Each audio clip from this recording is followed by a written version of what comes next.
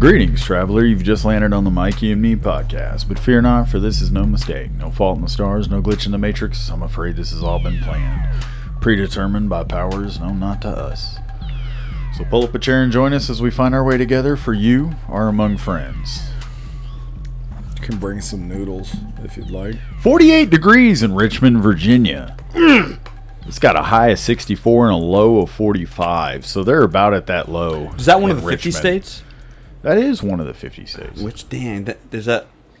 No, there's 52 states. That's one of them. The world changes that's quickly. What, a lot happens around this world. At least that's what ICP said. There's like F all 52 states. Down with the Like, ground. bro, Down the ground? There's 50. I want It's like, Magnets. how do That's they the work? funny thing is, you can't hate on that line, in my opinion, because if you ever pick up two magnets, how do they work? Like, legitimately. Like, I'll go down to thinking about that. I've talked to AI about magnets before, a bit. Really? Just That's what he typed in. Effing magnets. no, just how do they okay. work? The reality of it, like, so you get these two objects that will repel themselves. There's force and energy exerting to where, like, okay, theoretically, if you had like a large one dropping on another one and they're in the sides so they repel each other, like, that is a force that can move weight against the force of gravity. Yeah. So then, okay, there's got to be a way to just generate electricity from this concept somehow, like made on a, Pyramids. Somebody's gonna kick the door in and kill Matthew. I'm just saying, He's magnets, how do this? He's so close to figuring it out. Get him. Son of a bitch. Yeah, I've never thought about that. No, I have. No, there's actually I there's literally asked AI about what if we could have a magnet the size of a large building and an identical one, just like, would it actually react the same way? And how So we're much talking weight? about How much weight could you put on, or a thinner one on top with how much weight you could put on it, and how much force is being exerted? That's where the differences in what they do and the strength is gonna. I'm telling you. Well, that's like, I mean, you already think know we how just Japan discovered the has like the pyramids. footstep things that are magnetic. They're turning footsteps into electricity. That's what you see on Kinetic. so many videos that pop up on Instagram. It'll have that caption of the long story about Japan's turning footsteps into electricity. I didn't hear that story. Oh, dude, it's some bullshit where I think that they use it to hack to be able to boost their post to the top by they just copy and paste these same. It's like what they were doing for a while about like the Mercedes GX whatever. I remember you talking about that, and I don't know if I ever saw it. It's like, And you described it, so I know exactly. like what it I could is. find a video that'll show what I'm talking believe about, you. where you'll I see know. like It'd be like 3 seconds long, but then it's like read the content. Yeah. So I feel like it's the same thing in the title? Playing 12 times in the background while Yeah. you're trying to read the fucking Yep. thing. Yeah. Yep. So they're getting 100 views off one. You know, it's like, yeah, they literally write a short story in the comment. Yeah, so it's you're that. reading the comment, and it's Yeah, it's that on top of, like, I think that, like, because I don't understand why I'm seeing so many videos with the same caption. So what's the caption you're seeing now? It's just talking about Japan turning footsteps into, what's it called? Into electricity. That's But, wrong. yeah. No, there's all kinds That's why of, like, I stay off glitchy socials. stuff that they're doing. Like, with Why I Chris stay was this listening way. to our Asman. boy Moist Critical and Asmongold. Charlie. We actually saw them not long ago in the hall, walking they past both Joe's work at- place. Yeah, they work at youtube.com. They do. Studios. As well. The studios are wild. Yeah. But no, they were talking about, like, some of those, what was it, like, bot view farming or whatever, like how some, like, a lot of the streamers or some of the Oh yeah, well, like Some how of Twitch, like Twitch, Okay, and Twitch. some of the other, like how those, it's like the dirty secret that they allow view botting on there. view bot. For- That's what it was called. But like the thing that's insidious about it is that I guess they'll do it for the. It's like it goes towards like sponsors. Then it's like a level playing field. Then Well, no, right? but the thing is, it's like Everyone it can becomes disingenuous if like you own a company. So you own a noodle company. it does, but and you're the like, market. I feel like when they're not getting the returns from whatever they're paying for the advertising, they're quickly going to do it. So I feel like if they're still paying for it, but it's like, but if they're still working within the system of whatever it is. Yeah, but if I own a company and I'm trying to market to this demographic, and this person is supposedly getting, 3 million concurrent eyeballs in one, whatever, then like I'm gonna go with this guy.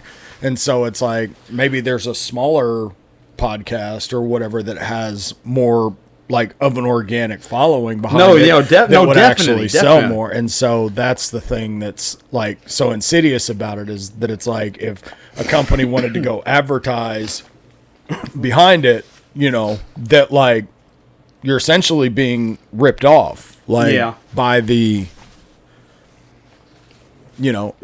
you're thinking that you're reaching a much wider audience than you're actually. I agree. I just still feel like, unless they're just like a person that would have 100 fans and they've got like 100,000 or million, I just feel like even if the bot farming they're doing is having to cost something, like there has to still be a way that that benefits all parties. Like I said, otherwise the sponsors will quickly stop using them if they're not seeing like they're So it's a weird thing though, because I feel like that's how you sucker other actual humans into it. Is they see a lot of views on something, they're like a fly to light, and they're more likely to watch it, and that suckers people into it to begin with. I don't know. Yeah, I think the whole thing about it is that the actual platform itself knows that it's going on, and so essentially it's allowing investors to be defrauded. I just wonder how easy it would be for them to filter them out. Huh? I mean, if the bot farms are very sophisticated, it might be a battle they can't even combat. And it very well could be. It's like I don't know a lot about it. I've watched a little bit about it. Mikey brought it up, and so I mean, I don't think you could stop it from happening unless you had to kick out a lot of people that were human at the same time, just for like. Yeah, we're not. I was just bringing up something that was. We're just talking about something that was happening versus like necessarily. Needing to be stopped or how you stop it. I mean, if we want to have, we could talk about that. But I was just saying it's like interesting that like. What do you think bot farming what's actually happening? It could be so anybody could go start. If you have a good idea of bot farming, regardless of really what you're talking about or if you have nothing quality that you're saying and you don't have a niche that you're doing, like, I'm a mechanic and I'm running a mechanic page. It's like you could easily just boost whatever bullshit channel you have doing, whatever through bot viewing, like to maybe reach monetization and to pump your numbers. Like that's what I just don't even fully understand how. Like I know like bots posting things and like getting followers, but to like get actual view time, if they have actual bots that are getting people view time, I mean that's the whole thing. I'm not aware of that. No, but that's actually I think how they've discovered that like these are bots is because somebody will have. I feel like that's to be some. I just want to understand where the money, like who are the people making money and how exactly. Well, the people that are running, the people that are actually running the people that are actually running the bot, like the bot farms, are the ones that are getting paid. Because if you have a channel, you go to somebody that does that, and it's like, hey, dude. I need this many views, blah, blah, blah. Cool, that'll cost you $7,000 a month. Okay, here's $7,000 I'm saying that has to work, otherwise those people would stop using bot farms, right? We're not saying it doesn't work. No, it's just that it's happening. It's not, nobody's saying it doesn't work or that it does all that content is just probably low quality garbage. It's whatever's just dead internet theory. Yeah. Like it's dead internet theory. Stuff that has a lot of views has a chance of just being utter garbage versus someone who spends no money and have lower views because this is probably actually something quality a human did, is not trying to just game the system or something. Mm-hmm. Yeah, or it's just artificially inflated to try to reach more eyeballs. It's like where people will intentionally misspell a word in their video so that people will come in there and go to the comments and comment, or they'll, it's like you misspelled that word or something. Yeah, or anything, or they'll just an intentional rage bait type whatever to get somebody to. The goal is to get engagement, get an emotional response. And so it's like one of those things where, like, nowadays in the world we live in, people are like, "Oh, I have this many followers on this." At the I'm end like, of the day, okay, that's get? somebody. How many views That's you somebody get? I need to pay attention to. And so it's like, That's if this the same- person has 300 That's million exactly what I was views on saying. People Facebook, see a lot then- of views or a lot of followers. They're like flies to light. They automatically think, okay, I there's can check it out. They've substance here. proven themselves. Yes, Yeah. and By that's what I'm these saying about fake like bots, because potentially. even what's his name said Mr. Beast like years ago said at one point that he could go start a YouTube channel tomorrow, not as Mr. Beast, whatever, just as a different person, and he was like, and I could have 1 million subscribers or something, like I could gain 1 million subscribers, and it's like I'd like to see that. probably I bet Well, I he could. mean, with the It's like- resources that Well, he has yeah, access to at this point. Yeah, but I think for sure. that's his- But I yeah, also that's think what that he's too saying, that is- he knows the system and how to be. Well, how yeah, to he was the one who fucking- basically like created it. popularized how to do it. Like Yeah. part of his game was talking about how he did his game, Yes. and that became what grew on itself. So it's one of those interesting things. Like and it's then so that One became he- Squid Game. Yeah, the Mr. Beast games. But he actually does his stuff. Is actually pretty like I feel like he's actually putting himself into his product. Like I I'm don't not care for saying- it whatsoever. I've never even watched the thing. Yeah, I'm Right. not saying he's not. I Yeah, like that's about watching him. people compete for a heart transplant. Yeah, Yeah, it'd be great. that's No, yeah, that's literally what his shit is. yeah, It's like it's dark. yeah. Mr. Beast. He's gonna people. The future will be competing, and only way to own a home. We in don't the talk future, to him much in the hallway. The only way to own a home in the future is to compete in Win. Mr. Beast games. Yeah, win do a it. Mr. Beast game. No, but yeah, if you lose, you die. Though that's the thing. No, that's Squid Games. That's gonna be Mr. Beast games. No, I'm kidding. I'm joking. It's jokes. Hate, It's hate, jokes. hate, hate. It's jokes. It's jokes. It's like, damn, I wish I had. Let's see. Oh, well, I guess we could go get to 1963. What the heck came out in 19? What was going on? What happened? Okay, I'll tell you what was going on in 1963. There was some pretty major stuff going on in 1963. One of the most major things that was going on is something that happened that we all know that happened here We in all know. Dallas. On November 22nd, President Someone got Kennedy through was his head that we fatally didn't like him shot. down here. Who was President it Kennedy. that made that joke? Mike Ryan on the ticket. Oh yeah. Let's see. Cold War hotline. Cold War Hotline. What's Yeah. that? Yeah, that's so you could report your neighbor. Following the Cuban Missile Crisis, the U.S. and Soviet established a direct communication link, quote, the Red Phone, between Washington and Moscow to That's what the prevent movie, accidental nuclear war.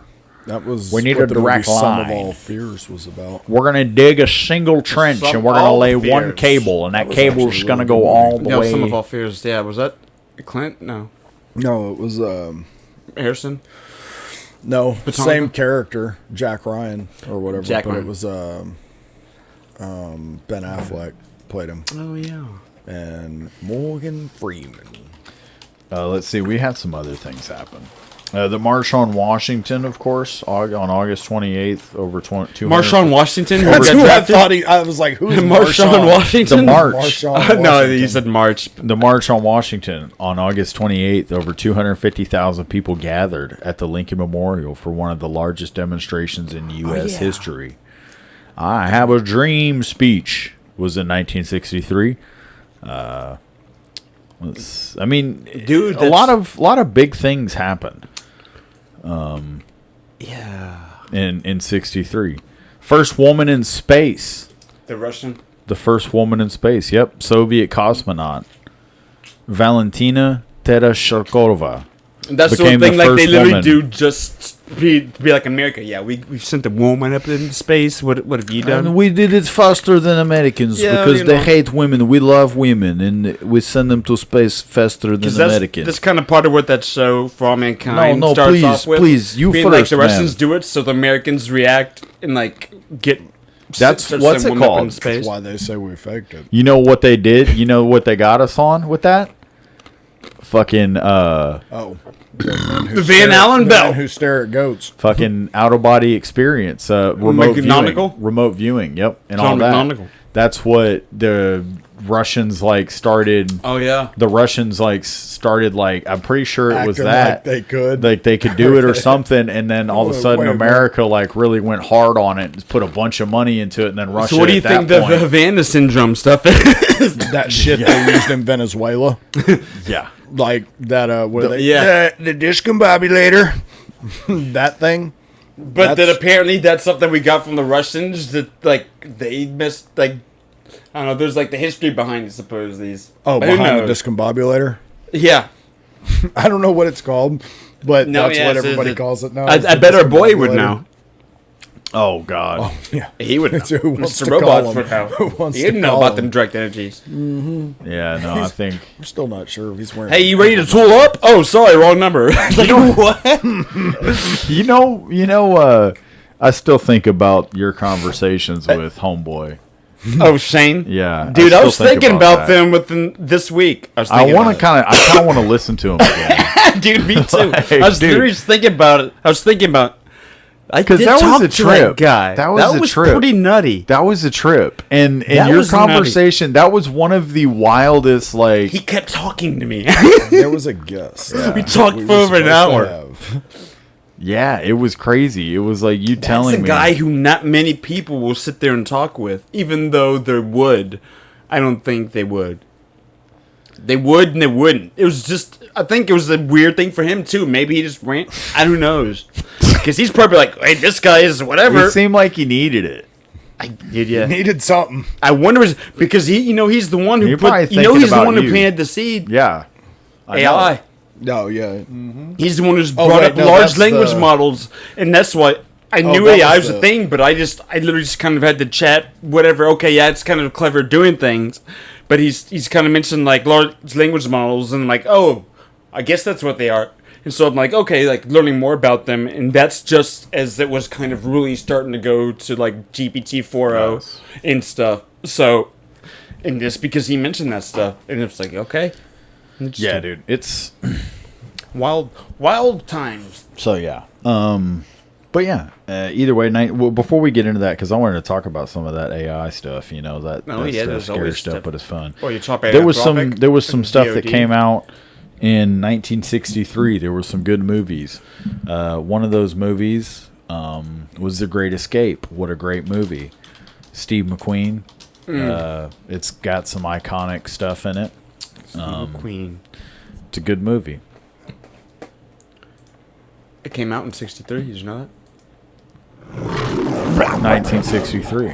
It's iconic stuff. Hours It's ago, fun stuff, but it's iconic minutes stuff. I ago, want that bike. these men were behind barbed wire, locked Oh, in the strongest. what's name's in that here? Man could Pam devise. Anderson? These It was men back when she still wore makeup. What they said they're behind barbed wire. Oh, I know. Oh, good. Making sure you heard that. I did. Very important. It the is. Great Escape. This was the camp. These were the staggering odds. Those two guys. It's like there's like 70 of you. It's like in our defense, they do have MG42s. We have in effect put all our rotten eggs in one basket, One basket. and we intend to watch this. One basket. This is German Van. There will be no Yeah, this is the German Van. 250.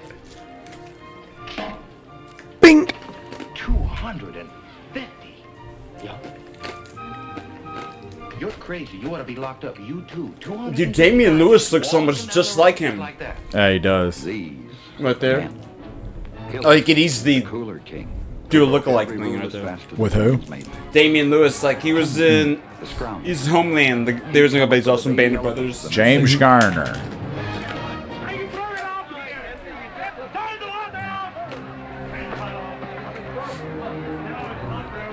Henry Cavill. Huh. Casper Van Dien. Where's your No. kid? This is it. The rest was confiscated in the last shakedown. He was a handsome dude, man. Appreciate some of my more personal items, It's a Moby. Such as Bartlett, Big X. the Oh, prime Richard mover Attenborough, that's behind this crazy. True, incredible story. He held their lives in the palm of his hand. Ramsey, The Wait, planet Richard ready to Attenborough's take the old off. guy from Skinny Jurassic Park, John isn't it? Cena. Danny, the tunnel. Oh, Charlie Bronson. He dug 16 escape I didn't realize he pods was in in this. 16 different prisons, and the Germans still have him. Sedgwick, the manufacturer. Is this the inspiration for Hogan's can Heroes? make anything Sedgwick. out of anything else. And they had Probably. a jolly old time. They were just glad that they weren't Jewish. These men plotted. These men dared. These men lived. The great These men escape. dreidled.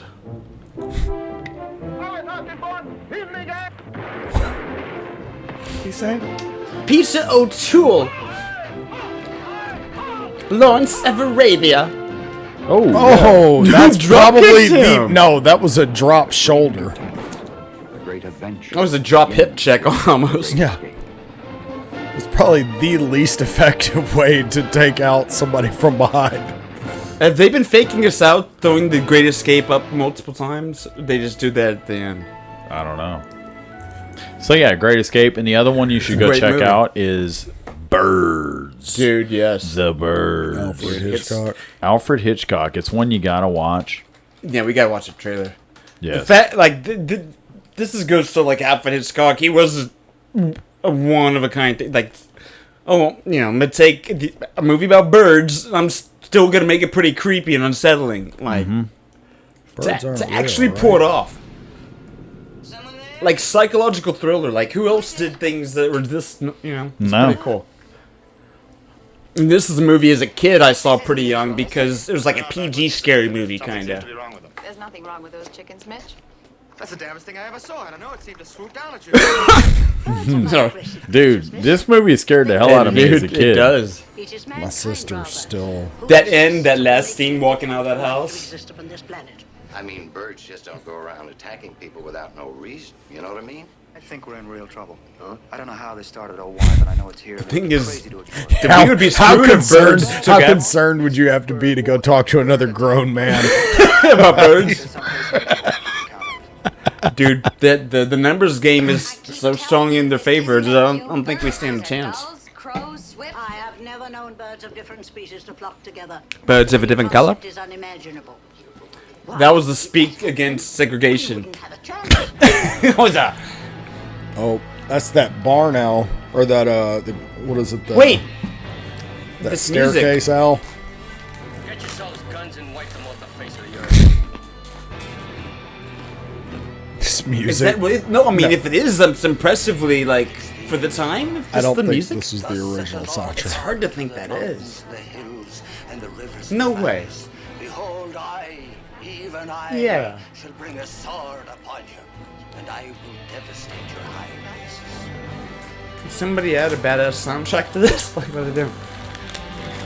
Yeah, because this is bird noises and all this. Doesn't it seem odd? Lean with it, Wait rock all with that it, time lean to with start a war against humanity. Would be terrifying. It'd be hard to get anything done. They were out You there. need to get that bird They were after tattoo. the children For what purpose? to kill them. Yeah, somebody did it. That was Next movie you need to look up McClintock. I love this movie. So I love watching this movie with my grandpa. This is a movie, one of like very few movies I watched with my grandfather that like on Mesquite. yeah, that I remember watching and stuff. And it has a great line in this movie that we always say, me and my dad, mom.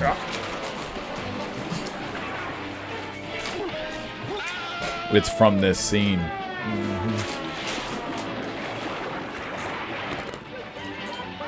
Like she said, You like you. to watch a screen full of savage, bloodthirsty, rampaging Indians on the warpath? Does a tender story of family devotion get you right here? If you're my father, if you love me, you'll shoot him. Well, I'm your father, and I sure love you. So, Oh, you shot him! Does superb horsemanship thrill you? Is this like an action comedy? Yes. A little bit.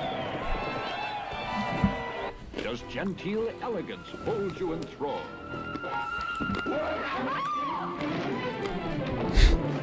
Like, what's this about? That's how you throw a woman down the stairs, apparently. He was like the sheriff or something, or not the sheriff, but like I think he was that. Looks like he got into hijinks. It's a good movie. No, yeah, I bet it is. We'll all calm down. Boss, he's just a little excited. I know. I'm going to use good judgment. I haven't lost my temper in 40 years. But, Pilgrim, you caused a lot of trouble this morning. Might have got somebody killed. And somebody ought to belt you in the mouth. But I won't. This is what that Clint Eastwood movie's inspired by with Gene Hackman. The hell I won't. Unforgiven. The screen hasn't seen such a rip-roaring, no-holds-barred Donnybrook in years. Donnybrook? Dude, that's so great. Wild, frantic fun. As John Wayne... Man, it just showed the whole back of her leg. with an irresistible firebrand of arrest. That would have got, if we were in that era, we would have gotten excited as little kids to see that. Say, rewind that film, would ya? Wait, oh, slow it down. Oh, wow, yeah, Matt's right.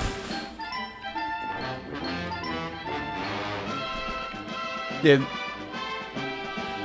The movie seems like it's a little goofy. It is. Oh, it is. Okay.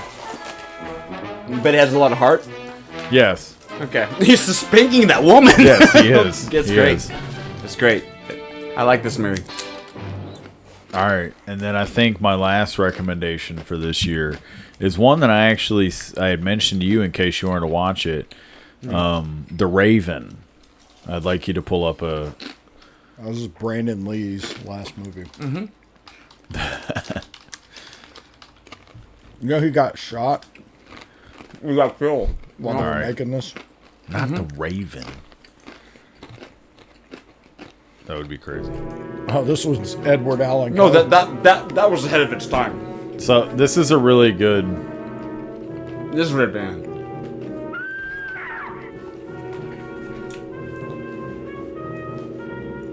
Edgar Allan Poe's The Raven. Yes, of course. We don't have a Vincent Price at all anymore, do we? Yeah. Oh, William Dafoe. No. Wait, what? What did he ask? We don't have our own modern Vincent Price, do we? Hang on. Yeah, you're probably right. Oh, you talking about Dinky? A woman whose desires transcend reality. Wait, hold on. You hear that? A mysterious Her desires power transcend of reality? magic. These you will explore. Now, what is it you need? Oh! You got some dried blood or fat in the house? I am legend, you know that. A raven will take you careening through the darkest of dangers. Into the ominous mystery of a master Some good world building, bro. evil castle. That's some solid world building. Afraid, my dear? I offer you a choice.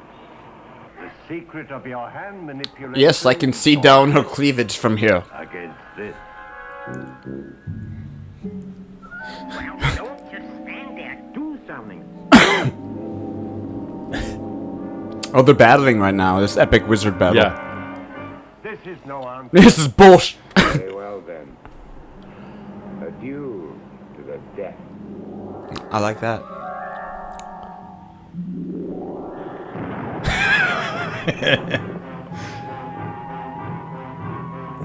Yeah, it's not a serious movie.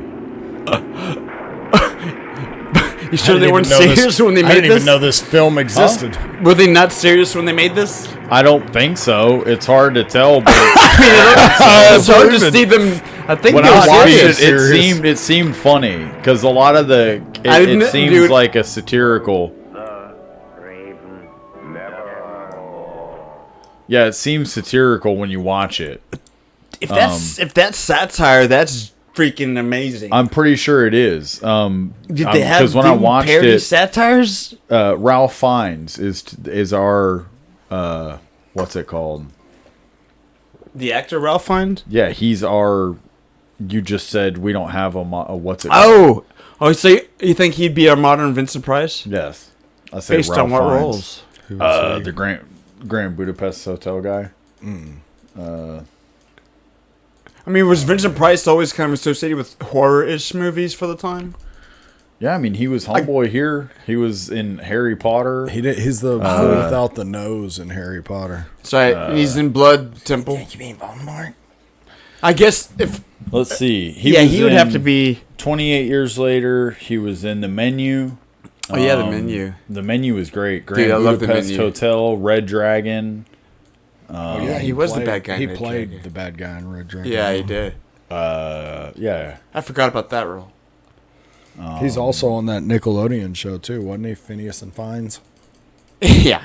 That was him. That's him? In Bruges. He's the other guy in Ambrosia? Bruges. In Ambrosia. Bruges. It's good. That's one that Matt recommended. Okay, I'll give it to you. Shut up. Until I Hang come on, up with and the then better one. What was... Okay, yeah, that's something I was going to look up. What? Was the first Homosexual. ever. The gay caveman. Huh? I do you want me to go to mine now? Or am I on? Go ahead. Okay. Was it Mikey's Google? So yeah, a foreign movie. This is pretty important. Fellini's 8.5. I almost thought you might have. And this is like one of those foreign movies. It's like one of the most people go very big influence. It's called Fellini's Hey, 8.5. Fellini's 8.5. Yeah, it's Hey. like a meta movie. It's So, like, yeah. Sorry to And there's an art- interrupt. The Raven is supposed to be satirical. It's a humor. That's it's awesome. a horror comedy. So that was the year of. So that McClintock had a little bit of humor. Huh? Yeah. Even The Great Escape had some fun moments. I think No. everything was gonna be a little bit of fun that year, no matter what it was. It's like things were trending upward until November. So yeah, Fellini's 8.5. I'm gonna start shit it. This is like when I remember being young and I go to like the independent film video. I wouldn't update the one over there by Taco Bell. Yeah, by Where Burger King and all that. Yeah, where they had like all I know what those you're talking independent about. imports That and was, stuff. But Fellini's 8.5 kind of a. I feel like I ended up seeing that kind of a blockbusters and stuff, but it's just like. As a young person to film, this was like a movie I was exposed to just for some reason. I don't know why. A new trailer. I don't like that. Here we go. 35mm trailer.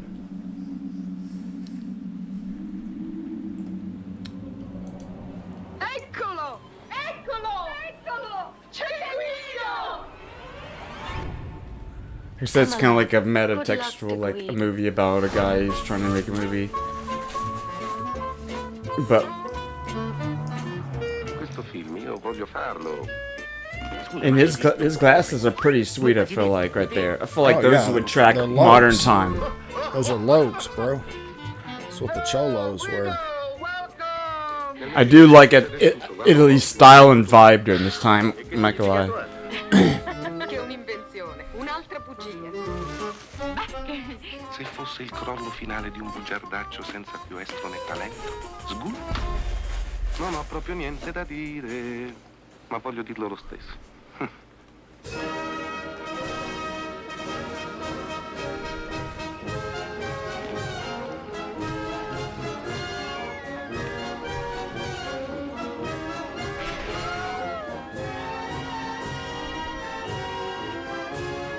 You know, I don't know if y'all ever watched that movie Babylon that came out a few years ago. That had like Margot Robbie and Brad Pitt in it and stuff about like old school Hollywood. Which a lot of people didn't see. It came out during COVID, but also it was poorly marketed. And plus, it's a very offensive movie, but it was fascinating. I felt like it was like a love letter to Hollywood. It was just made me think. Well, of this it. looks like a really well done movie.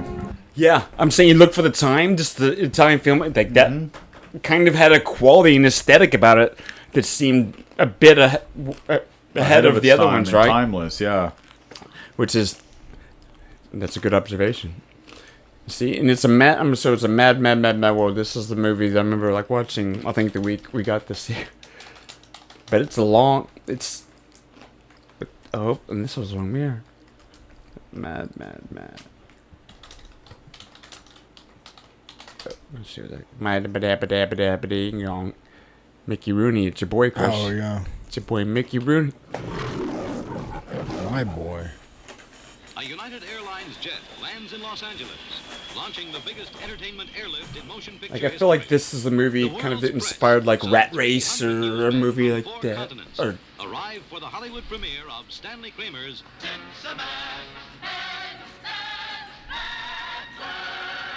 There was a certain amount of money buried down like in a this park. very big budget for its time, action comedy hybrid thing that they didn't make it. I mean, this is a very unique movie that had a very high production value, but. And so begins the maddest, wildest, zaniest chase ever filmed, as our merrymakers race across country, by land, by sea, by air. For somewhere there's a fortune in buried treasure. Like this, you can tell this was pretty high quality. Stuff like, damn. Yeah. That was a real person in that. And that fucking. The world's critics go stark raving, mad, mad, mad. The wildest chase comedy on record. Had that guy haul his massive balls in that fucking T-bird. Oof. They killed 4 women trying to shoot that scene.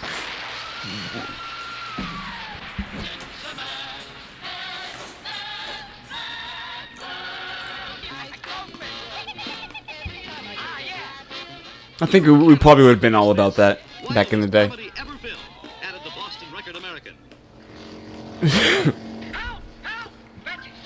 They do again. It's a pretty ridiculous situation.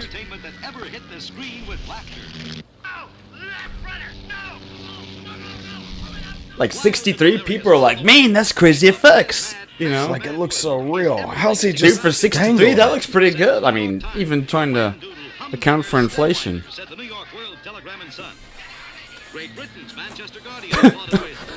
These crazy ass drivers. What are they driving the shit out of that Impala. Yeah, that's a Dodge.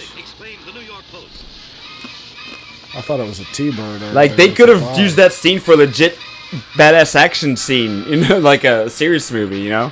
Everyone who's ever been funny is in it.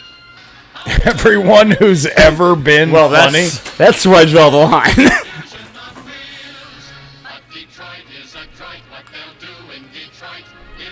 Mickey Rooney's awesome. Yep.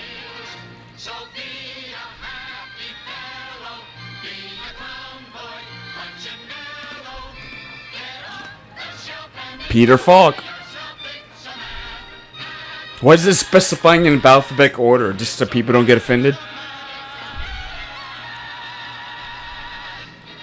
That's a good little stunt right there. There were 4 people in that car. For real. They were all convicts, though. I like that trailer.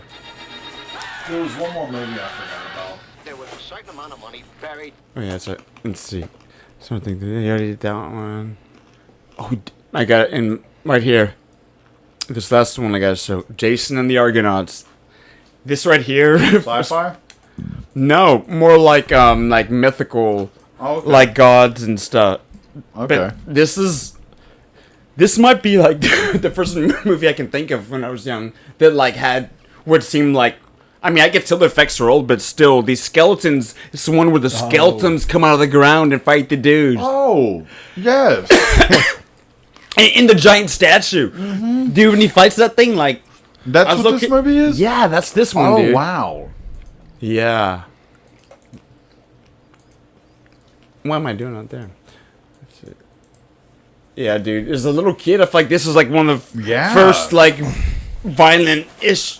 This what I feel like this introduced me to a lot of seeing things on screen. Like, okay, That's what introduced me to Spinal from Killer Instinct. Spinal.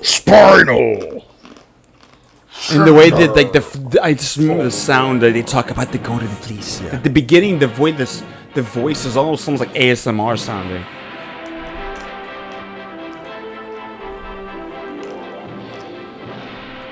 I feel like I get this one and parts of Clash of the Titans mixed up. I bet a lot of people do.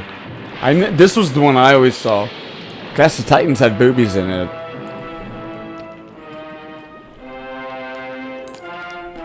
That's a massive man. These are all practical effects. Oh yeah, that dude was huge. Jason and the Argonauts, the classic story of an epic voyage that has been told and retold since the birth of Western civilization, now presented on the screen for the first time. Oh yeah, when he calls this, what, dude? This, I need to rewatch this, dude. I have to show Stasila. Oh yeah, dude, that's awesome. In search of the fabulous magic golden fleece. Yeah, dude, that fleece. Find this miracle. I have heard there is a tree at the end of the world. Jacob and the Golden Fleece. Here is the magnificent excitement of that legendary time when men like gods and gods like men lived and loved violently. Todd Armstrong and Nancy Kovac portray the classic lovers. Jason, the man who challenges the gods. Medea, who betrays a kingdom for love. Who goes to jail. Lust for power. Hera, goddess and woman, who defies the might of Zeus, king of the gods, who unleashes his fury at Dude, that statue. The Argonauts. It's pretty epic action, dude. Like, because it's someone's that goes like battle to battle. Oh yeah, dude. Like there are a lot of scenes in this, like legit action scenes. Medea, the temple dancer. Wait, I thought Exciting. Medea's multiple people. I thought he said serious. Not mysterious. There they are. Dude, the scene where they come up out of the ground was like the way it's so slow and drawn out. Dude, that's epic, dude. Cause he throws the seeds down, just the way the guy remember he throws the seeds down or something, and then they start coming out. Dude, that's like so clear in my mind. It's probably a movie that made me love movies like super early on.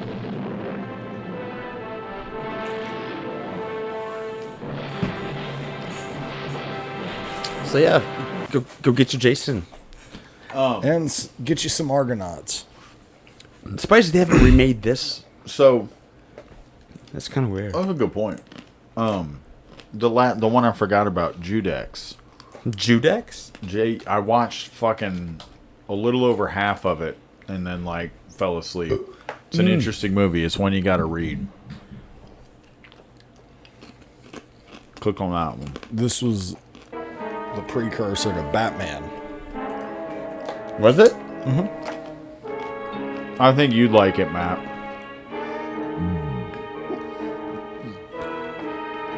Oh, dude, I bet this inspired all those Hotline Miami and crap like that. This may be where it started. Dude, Batman should have a helmet like that.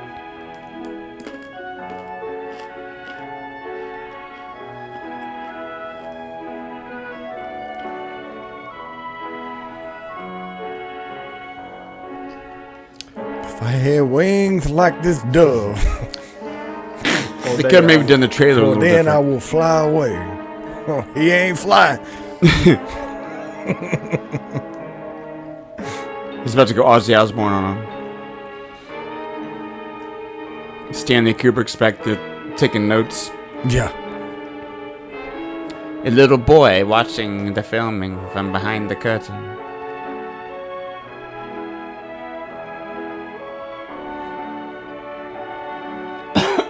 Well, I'm sold. Where do we go to this party at?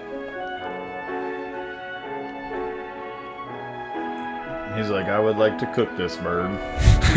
Does somebody have a pot of boiling water? They told me it was BYOB.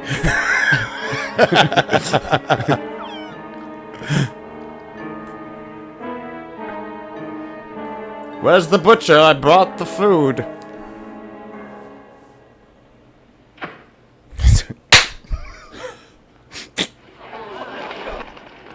It's about a magician. Oh, that's Hugh Jackman. He's like, ah.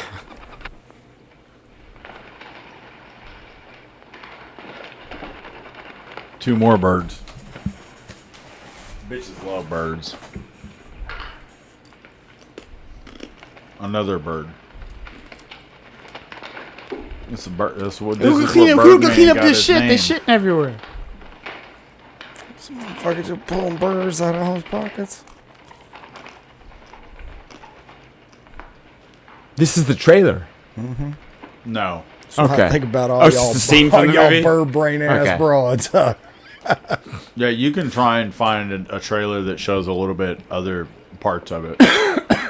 Or is this basically what the movie's like? Was he just pinch her? Oh no. No, he's finna give her a bird.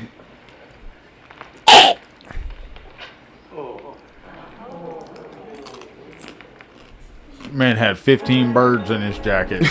I bet that jacket smelled like shit. So it's a crime fighter? Yeah, go back. See if you can see just the trailer. It's like I don't know if one existed. Never mind, whatever. There has been a bird. There's been a bird. Birdman. Those are all the movies. Do you want to take that a came quick break real quick, and then we'll come back and Yep. get on to our next stuff? Yeah, no, but that's 63. I think that's literally all the films they made. That's I don't. And we're back. So yeah, that was movies from 1963. There was some good ones in there. I do, like I said, you should definitely go check out some of the, if you haven't seen. Yeah, The Raven. The Birds, The Raven, dude. You need to watch it. It's on Yeah. Tubi. It's on Tubi. You would like it. Yeah, no, Like, it's fat. It's no, it's a parody. It's like interesting to see them do how they do it. Then, And I walked into it kind of at first thinking it was going to be more of a serious movie, Yeah. and then I'm watching it and I'm like, Like, oh wait, no, this this is is kinda like goofy. I'm like, no, this is not supposed to be like taken serious. And then I looked it up and it confirms it is a funny movie. Yeah, man. But no. So about video games, get on a video game talk real quick. I've been So playing a lot of video games lately. Yeah, I've been seeing you But hop on here. I've just and there. been playing through playing through games. So I'm playing Really? through Mass Effect series again. Mhm. All right, let's start the first one because it's got the Legendary Edition with EA. Yeah. I got EA Pass through something with Game Pass to where, Legendary Edition. Okay, yeah, that was a real good sci-fi You game. have EA Pass? I could be playing Fight Night right now. Yeah, you could be. I haven't played Fight Night in a while. But yeah, so it's just fun. I'm on the second one now, and it's great because you can it's heavy on dialogue, like having conversations and like the cinematic parts are like a big part of it, and so you can like pick like good or kind of Paragon or Renegade responses. Yeah. And the more Renegade bad guy type persona build up unlocks like things you can do in cutscenes. It's kind of like the Red Dead, dude. Yeah, It's sort of. dude, it's comical, dude. Really? It's definitely hear me. I would be laughing out loud because I'd like have it on my computer out there because it's this over the top jerkiness that this character stuff he'll say if you unlock the bad guy. which game is it?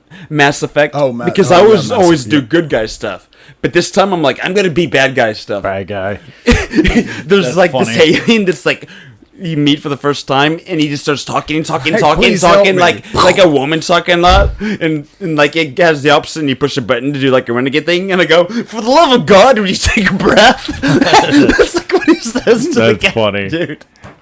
Or you can like fucking funny. choose like guys talking that you kill him or execute him, whatever.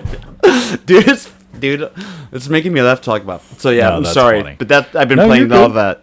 No, you're good. And man. you've been playing some stuff there. Yeah, no, I recently got Arc Raiders. Finally, a good friend of ours. That Indiana Jones game, right? Yes, we were raiding the Lost Ark. Yeah, no, a friend of mine, he ended up getting it. Like he just gifted it to me on Xbox. He was desperate for someone to play with. No, he already had people, but he knew that like I would really like it, and he was talking to me about it. I was like, yeah, I'm gonna get it. Just Because we'd even talked about it eventually. some. Yeah, and then finally he just like he was just like, hey man, check your message popped up. And he's like, there you go. And then Check I your was bank like, account. Yeah, and then he gave me, but he just gave me what's it called? $5,000. Gotcha. I need your PIN number. But so he just gifted. But he also gifted me Arc Raiders. Yeah. So he gifted the game to me or whatever, and I got on and like started playing with him, and yeah, it's like for I really enjoy it, and like which I knew I would, and then it's first like week of playing the game about was pretty good. Yeah. I was really enjoying it and I thought it was awesome. You're like, I'm harvesting materials. I'm just having fun going about in a friendly world fighting this arc. Yep. And I don't know if it's because I was in a game with somebody who started shooting at people or what, but then since that point, did you have your phone on? The kids have probably heard you say something, and then they started matching you. What? I don't know. Oh, okay. Make your phone listening. To it negatively affecting. How do you want to get an emotional score. response? Hold on, we need to match them up with some friendlies now. Yeah, right. But no, it was like I ended up, it's like it all started out cool, but then eventually it's like for the past little while now, it's been like, dude, I can't even. It's like I'm getting shot, and I'm like, dude, I got a free loadout, and I've got That's like the beauty of the free I've got loadout, like some right? wires. You don't feel bad. I've got some wires on me and like some fucking chemicals. Chicken wires and some chemicals. I stole some copper. You just shot. Like I stripped some copper out of a Wi-Fi. And seriously, and then and I'm getting, and like I'm like, come on, guys. It's like you see how poor I am, and you want to take what little I have. Yeah, it's like it can the be widow's mite. This guy gave more than any of you. The game is awesome, but it can be almost like in times like that when you just have a handful of games in a row where you're just trying to go getting them in a row, because I feel like what little I played, it seemed like one of the times I played, I felt bad because I killed a guy thinking almost like a dilemma, or like game theory, like I have to kill you. It's like the Dark Forest, don't put a target. They exist. That automatically means I don't know that your you intentions. might be a threat. Makes you a threat. I have to kill you. That literally happened to me last night on Ready or Not, where there was a guy I should have shot. And I'm like sitting there, I'm like, get down. You're both looking at each other. I get him down, and then he's down. And I turn to peek the corner, and he goes Nature Boy on you. He stands up and bow, shoots me in the back of the head. Like, who shot me? He was like, the guy you just got down. The guy's life you just saved. Just shot him. So yeah, it's like it's the game is awesome, but stuff like that does kind of suck. But you do you have to change the way you look at the game. Yeah, it's all kind of something. Was kind of interesting, almost like tricking yourself. And it's a different game than what you hoped it would be, but there's still fun to be had if I treat it like I'm gonna sneak around or something. Exactly, and yeah, it's like you got to kind of sneak around, and two, it's like I got lucky and kind of had a good little run of not having to worry about anything. That's how gambling gets you too. Yeah, right. Exactly. I started off, I was doing great. Yep. Now the past 2 years, which brings us to our next topic. But before we go on to that topic, all that to say, Arc Raiders is an awesome game. I really do enjoy it. The graphics, the mechanics, just the physics of it. Yeah. Everything is awesome because even despite all of that, despite getting shelled and having crappy experiences, you still want to go back and play. Yeah, I still have good ones, and it is cool that for instance, Caleb doesn't play as much as I do. And He's too busy watching Tubi. I've only had the game for almost 2 weeks now or something, and it's it's cool because there's a bunch of blueprints and stuff that I've got that he doesn't have, and so I can just keep them in my inventory and then go into a game, give them to him, and then go to the hatch. And it's just you get into a game and then kill them. More games should have that option too. Loot sharing. I know there's trading. Yeah, things like you playing Destiny. I'm sure there was a bunch of stuff that it's that you. Yeah, you couldn't loot share where you talk. Oh, I got in 3 of these rare drops from my boss. How it would be on Payday. Was interesting with Calamity and I. And it's a very intentional decision when they do or don't do it. You know? So it's always interesting because that's part of the experience. If you're going. What's up? What happened to the fight? Oh, yeah. What did happen to it? It went away. I paused it for you. Oh, you can fast forward. Okay. Yeah, we've got like the Aiden Ross boxing event thing going on over here inside. We're just trying to see what's keeping up. A bunch of our coworkers. Yeah, fighting each other. Guys, we don't have to do this anymore. Mm-hmm. We don't have to fight each other. We're friends. All those hickeys. Let's play video games. No, they need to fight each other. So all these guys are internet personalities? I think so. I would imagine. I don't know who these two guys are. Andrew Garcia and Deshaun. Oh, Deshaun Watson. I don't know who he is. Prather. They call him Mr. Hand. Mr. Hand job. I don't know who these guys are, but they're boxing. Was that they don't? Hand job? They look to be okay. I mean, they look like they at least tried to get. Jake Paul really did create this whole this whole thing of it's like people didn't know they could box before Jake Paul did it. They still can't. But they can get where they look in shape, but they can still be garbage. This guy's not too bad. He's measuring okay. Measuring real good. This guy's awesome. And that's the thing, right? Because some of them are going to take it and take to it well. And it's great the ones that don't. Yeah. That's the best part. It's great the ones It's like watching Charleston White box. I even like what's his name fought that one big dude that you knew would destroy him, and he destroyed him. Oh, Johnny Knoxville. No, like the Paul, where he got his jaw shattered by that one big dude. Anthony Joshua. Yeah. It's like... I think that dude was for real smelling himself, and he thought that he was on that level. Oh yeah, he probably did, but it's great because it gave us that. It's so good. It's great because the it gave us that. Where it's like you see him he's like he knew. And then Joshua was just smiling at him. He's just sitting there like this.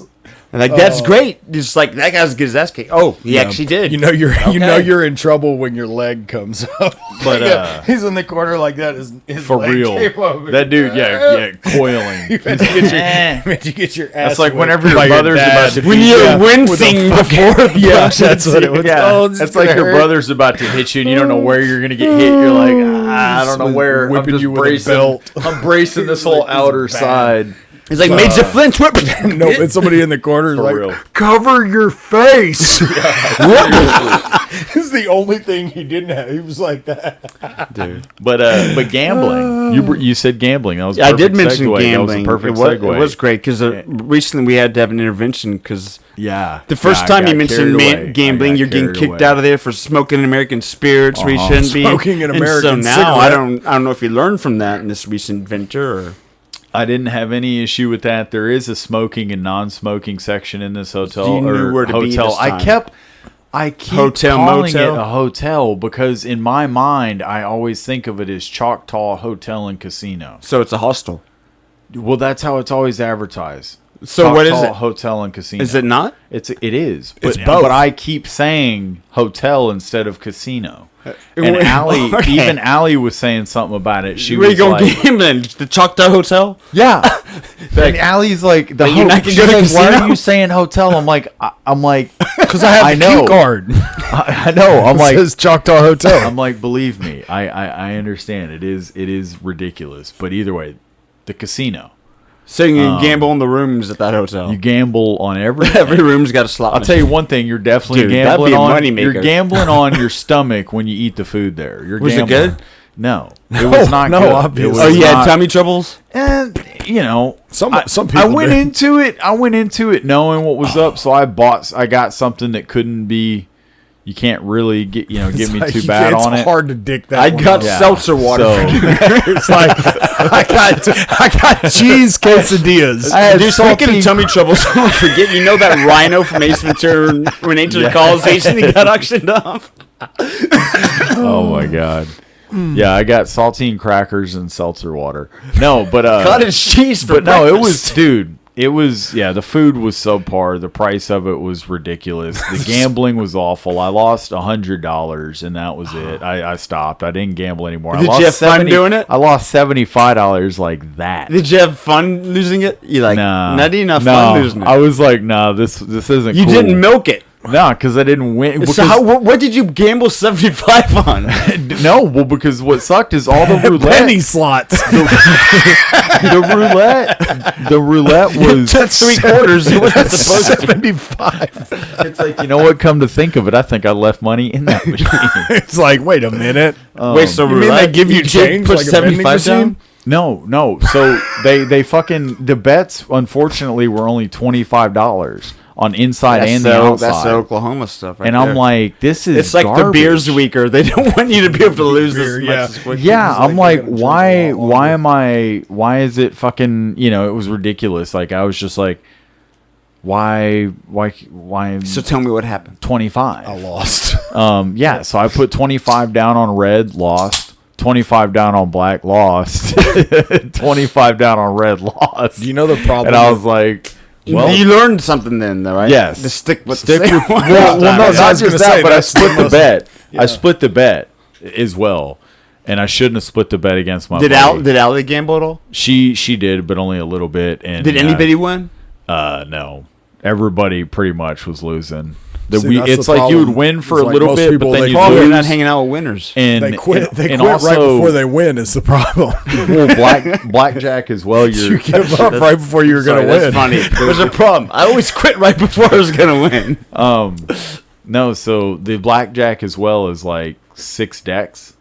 So you're playing with you're 6. Is there? I don't know enough about blackjack. Well, other if than you've like only hitting. got in a regular deck, you've got 4 aces, and so if there's 4 people playing and you're playing against the dealer, and if 3 of you are showing aces, and it's like, oh, there's only 1 more ace, but if there's 6 decks in there, that means that there's a lot more. 6 times 4, there's 24 aces floating around, and so it's like, It's a little diluted. Yeah. And so it's harder to, you're not, I had Indians the never learned realization, how to gamble, I had the did they? realization to where it was like, you kind of have to, you're not only playing, it's like good to get familiar with how many decks they're using, because it's like, I feel like you should, I don't know how, but I think it would assist you knowing that. If you're good at blackjack, it would help help give you better strategy. But not that, just basic. Not counting having cards, just but a basic idea. knowing reason of like, okay, they're playing with 6 decks. I'm showing this. They're showing that. There's a good chance he's gonna get this. I'm not gonna fucking. They really want to make it the odds so just like yeah. So that you really have shitty It's odds. just too big. And yeah.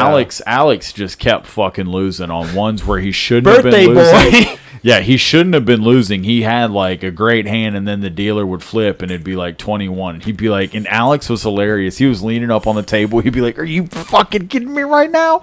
He's like, "You've got to be. You're shitting me. You're shitting me." And the dealer would be like, "I know, man. You should have won. I know, man." He's like, "Y'all At had least that." he agrees. No, he was agreeing. Like he knew it was the dealer. It was the one of the dealers. That's a good you could dealer. tell. That's you a could good tell dealer. it was like you could tell he was. It was almost like he was conflicted. Like, And that's a great dealer because that probably kept Alex spending more than he would have. maybe, but yeah, the roulette. like, I I'll want tell you you what. to win. I like. I'm doing my best. I like the Stick with me. I'm gonna keep trying. Yeah, I like the Choctaw Landing in Broken Bow more because you could. It was $10 bets on the roulette versus Okay, 25. so this is a different place you went to this time. Yeah, we went to the one right up off of 75. Which one's the hotel? Choctaw. But which one's the casino? Choctaw. Hotel and casino. Yes. Yes, Okay. both in That's good. one. But then there's out in It's Broken Bow. all-inclusive. there's Broken the- Bow's it's a smaller casino. But Broken Bow's the one you went to last time. You talked Yes. about the experience. Yes, that was you fun. never been there. Yeah. That was fun. We were winning because it was. I feel like it was easier too because you had It was $10 on roulette. I mean, the bow's broken there. Yep. Yeah, and then I did have the one y'all went to this time had the shitty games. It's like, Yeah. what number am I thinking of? Yeah. A Vegas vacation. Pick a hand. Dude, they're like, man, I really just don't think I'm gonna win. But no, gambling is weird, man. It's if you didn't grow up in around casino areas, like then I think it is a bit of before you boys die, we'll have to find a reason to be in Vegas together. I would like that because so you can at least yourself say, this is the Vegas. Yeah. I'm not out on it. I'm not out on it. I do know that I'm not a gambler. And there is like this, dude. There's gonna be stuff at the Sphere. I want to. Dude, Toll's doing the Sphere like next year.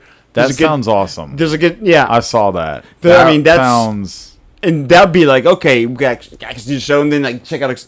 No, I think there's a chance I'm going to be trying to make that happen. Because I know Voorhees awesome. at that venue too, though. Like that Sphere venue. That'd be an epic experience. That really would. It's for the shows. Yeah. That dude, what was the show where I saw a video of him recently where he was... Maynard? Yeah, and he was like... It was one of his shows where he was painted in half. Half of him was blue and half of him was white. And he was like... probably just Maynard. That was dude's always joking. That's the thing. You ever like... Or he'll do podcasts and where stuff. He would dress up like... He'd dress in like drag and stuff. On stage, but yeah, he's such like a perverted little kid, adult. He's just super responsible, and like really squared away. Like especially with his BJJ and his wine. Like he did the wine thing, but he did it. He took it on seriously. He got like hardcore nerd like into the whole process and everything. Fucking Maynard wine, dude. Yeah. I like him, but I don't even know what it's like called. A little preferred little kid. What is it? What is his stuff? It's called. It's called. I was just called Breezy. Maynard wine. Yeah, I don't remember the name of it either, but I do want to try it. Especially the more I've heard him talk about it, it's like okay. Yeah, I mean, as long as it's been around, I've never we've always talked about it or whatever, but I've never. But either way, though, to gambling. So back to that. It's sports, weird. It's weird. We think to gamble on sports. I was gonna say it is odd. We had a friend of ours go with us, and he kind of had the same reaction I had the first time I went, but this was more harsh because it was a big ass casino, and it's in Oklahoma. With no disrespect to Oklahoma, but it's not Las Vegas. And so it was just like, he saw a bunch of old people sitting around lonely, smacking, fucking slot machines. And then, too, it was like a lot of people didn't look happy. It wasn't like a happy vibe. A lot of those are old people who are just glad to have something to do. Yeah, and it was just like, so he was just kind of like, okay, this is, I don't know about this. But then, so either way, it was an interesting social experiment. It is. But it made me think of just, how gambling has gotten so, it is an interesting thing because it's like you don't have great chances of winning. It's totally accepted now. Like, because for a long time, it would even be a thing where it took a while for them to even mention odds on sports broadcasts. And every now and then, I know you'd hear in football games because I listen to the radio and they would say like, "Oh, you can tell he's just gambling." A gambling station. No, now. But I'm saying with like maybe 10 years ago, on Michaels, he'd casually mention like an over/under or some spread thing, and you could tell he's just doing it because he probably was I don't know, that he probably gambled or something. But it's not something that they talk. It's almost like, oh, don't talk about it. Yeah. But now he's talked about it, it's basically like legal in a lot of forms. Yeah, they'd be like, well, coming into this game, the Cowboys were favored by 3.5. But I mean, the way that their defense is playing today, but dude, they're just not. You've heard of poly market, prediction market, because that's crazy. I have Coinbase, but it looks like they have it on Robinhood too. To where even on the Coinbase app, you can go in there and do prediction market bets, which will be on literally anything, but on like Robinhood, right? What's the they got that's, prediction markets now. No, it's ridiculous. Oscar went. Oh yeah, the Oscars are tomorrow. Yeah, Jeff's got some bets on that, dude. I already. Sinners is already the most nominated movie of all time. Really? I haven't even watched it. Didn't you say it kind of sucked? It wasn't. You didn't like it? I'm compelled to watch it again to try and pretend to not see what you saw the first time. Yeah, and I'm still don't think I'm gonna feel very different. But good golly, like seriously, it's nominated for 16. Like it's probably gonna get a lot of stuff, and I'm just kind of like, A lot of collusion. It sounds like a lot of collusion is like I said, maybe I will gladly admit if I don't get it, there's a good chance I just don't get it on this one. No, it's not. It's like the one you showed me. He was like, "How do you know you don't like this? You haven't even seen it." It's like a meme of just like all these, just like probably like 28 different characters, just like screenshots of it, and it's like, how do you know you're not gonna like the movie? You haven't even seen the we're movie. lucky. Okay, we're lucky this year because one battle is probably gonna do a lot. Mm-hmm. And honestly, I think them knowing this was one battle will probably do so well. They figured we could just throw another noms at Sinners, but I bet Sinners will still do better than it should. Yeah. So but one battle, like, dude, if Sinners gets Best Picture for one battle. No, one battle after another probably. If it does, dude, Michael B. Jordan, I think he might. I think they might give him the Oscar. Leo did great, but I think they're going to end up giving it to him probably. Jesse, but dude, yeah, best cinematography, K-pop demon. Homeboy was betting on Timothy Chalamet. Oh, Marty Supreme. Oh, I watched Marty Supreme. Yeah, he was betting on him. It was to win good. Something. I think he's still going to get nominated a few times before he wins one. But I am I do like him more and more. The kind of things he's done. Like Marty, it was a good movie. It's worth checking out. Yeah, I'll have to give it a shot. I mean, it's one of those things in this. I'm not going to watch it tonight. When it hits Tubi, I'll give it a shot. The Safdie brothers. Oh, it's actually just one of them did it, and I kind of had some beef with them, but they're all right. With the Who brothers? The Safdie brothers. They did Uncut Gems, and before that they did a movie Good Time, but their movies are have an energy, anxiety to them. Yeah, but now they Gems. This is the first movies they've done separately, right? It's like imagine the Coen brothers only doing a couple movies, then Coen doing brothers. their own. Honey, don't. Yeah, right. So this one, imagine the Wachowski. I don't remember if it's Benny or Josh, but the other one did that wrestling movie with The Rock about that one old wrestler. Yes, yeah, but not the wrestler. He was a UFC fighter. Yeah. The other Safdie. Yeah, the other Safdie did that one. It was interesting. It was like, man, because I'd see an interview with Denis Villeneuve, which is actually how you say his name. I used to say Denis Villeneuve because I've been watching Denis Villeneuve. Oh, okay. Where he kind of mentioned something about Safdie brothers, like, oh yeah, they're like the geniuses, whatever. Then I they've only done two or three movies together, a short movie. They haven't done enough work, I think, for a director like Denis Villeneuve, who's done so many phenomenal movies, unless he sees something in what they're doing to call them geniuses. But I almost felt like they don't have the body of work yet, I don't think, for someone. So I was then I go down the rabbit hole of how much did they have help in their career? And they, not saying that a lot, but they didn't have it hard. I mean, no, they grew up in a situation that definitely helped them out with things. But I do still think they're doing a good thing, but it's like they definitely had some help. But it's just one of those things that not to take away, but I can't. You just help. It doesn't matter what race they are. You just wonder how much it's just the fact that he gave them such a big compliment, and I'm like, even if you're a great director, they have done 2 or 3 movies. I don't know. You're just being. It seems like you're playing into the whole game that you're kind of a part of. That it's good for you to recognize their genius. So I'm gonna mention that. It makes you look. It's like, oh yeah, we like that. But that's it. I know. I'm sorry. I just kind of got my mind jumping around there. No, you're fine. So you got Sinners. That's what you. I haven't seen it. I haven't. I don't know, man. Did you watch Frankenstein? I did. I liked Frankenstein. Okay, yeah. Tell me. I liked it. So you liked it? Yeah, it was good. I thought it was good. I mean, I expected it to get darker than it did. I was kind of like, okay, this is really like a melancholy. I kind of did too. One. I kind of did as well, but yeah, I was still happy with it. I still think. I mean, it's not Nosferatu. That was pretty good. You watched that, didn't you? I haven't yet, dude. You seriously haven't watched Nosferatu? I haven't seen it, dude. You have got to watch that. You've got to do. No, yeah. You got to do it in here with the surround sound. Like you need to watch it with the surround sound. Yeah, I know. I think you need to experience that. I agree. Nosferatu. I do agree. Yeah. Yeah, I remember you were so... You went to...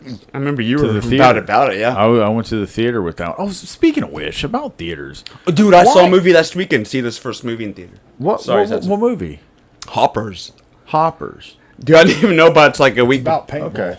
So before we get into Hoppers and stuff like that, it's actually so really and I know I'm going to be on the. I kind of know that I'm going to be on the outside here. I understand that. Looking in. Yes, I understand that the majority. I'm probably going to be in the minority in this situation, but I don't like the movie theater situation right now. I don't. Like, he hasn't emailed you back. I don't like the buying. I don't like the buying your seat ahead of time. I don't like the fact that a movie can sell out before, like, way before the showtime. The movie doesn't start until 8, and it fucking so if that's 3 o'clock in the afternoon. The movie sells out. Instances where that's impacted what you were hoping for. Yeah, well, because Allie and I were going to go watch the new Scream movie, which, by the way, I've heard has gotten not so great reaction. I didn't expect it to be a great movie. Yeah. I wanted to go see it in the theaters. Yeah, just to see that kind of a movie in the theater. On the day it came out, to just kind of, because I liked the original Scream. Yeah. And so we were going to go do that. And, yeah, partially it's on me for not buying them that morning, but I didn't think about it.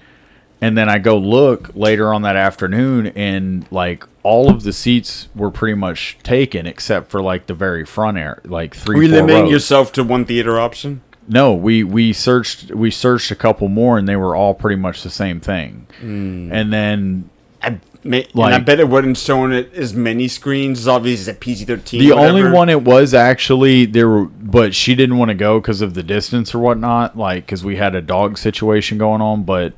Was him a dog? The Alamo off of 75. Okay, that one had better seating availability, but I don't know. I don't like all that. I like it when you could just go up, you just pay for the ticket, and then you just go.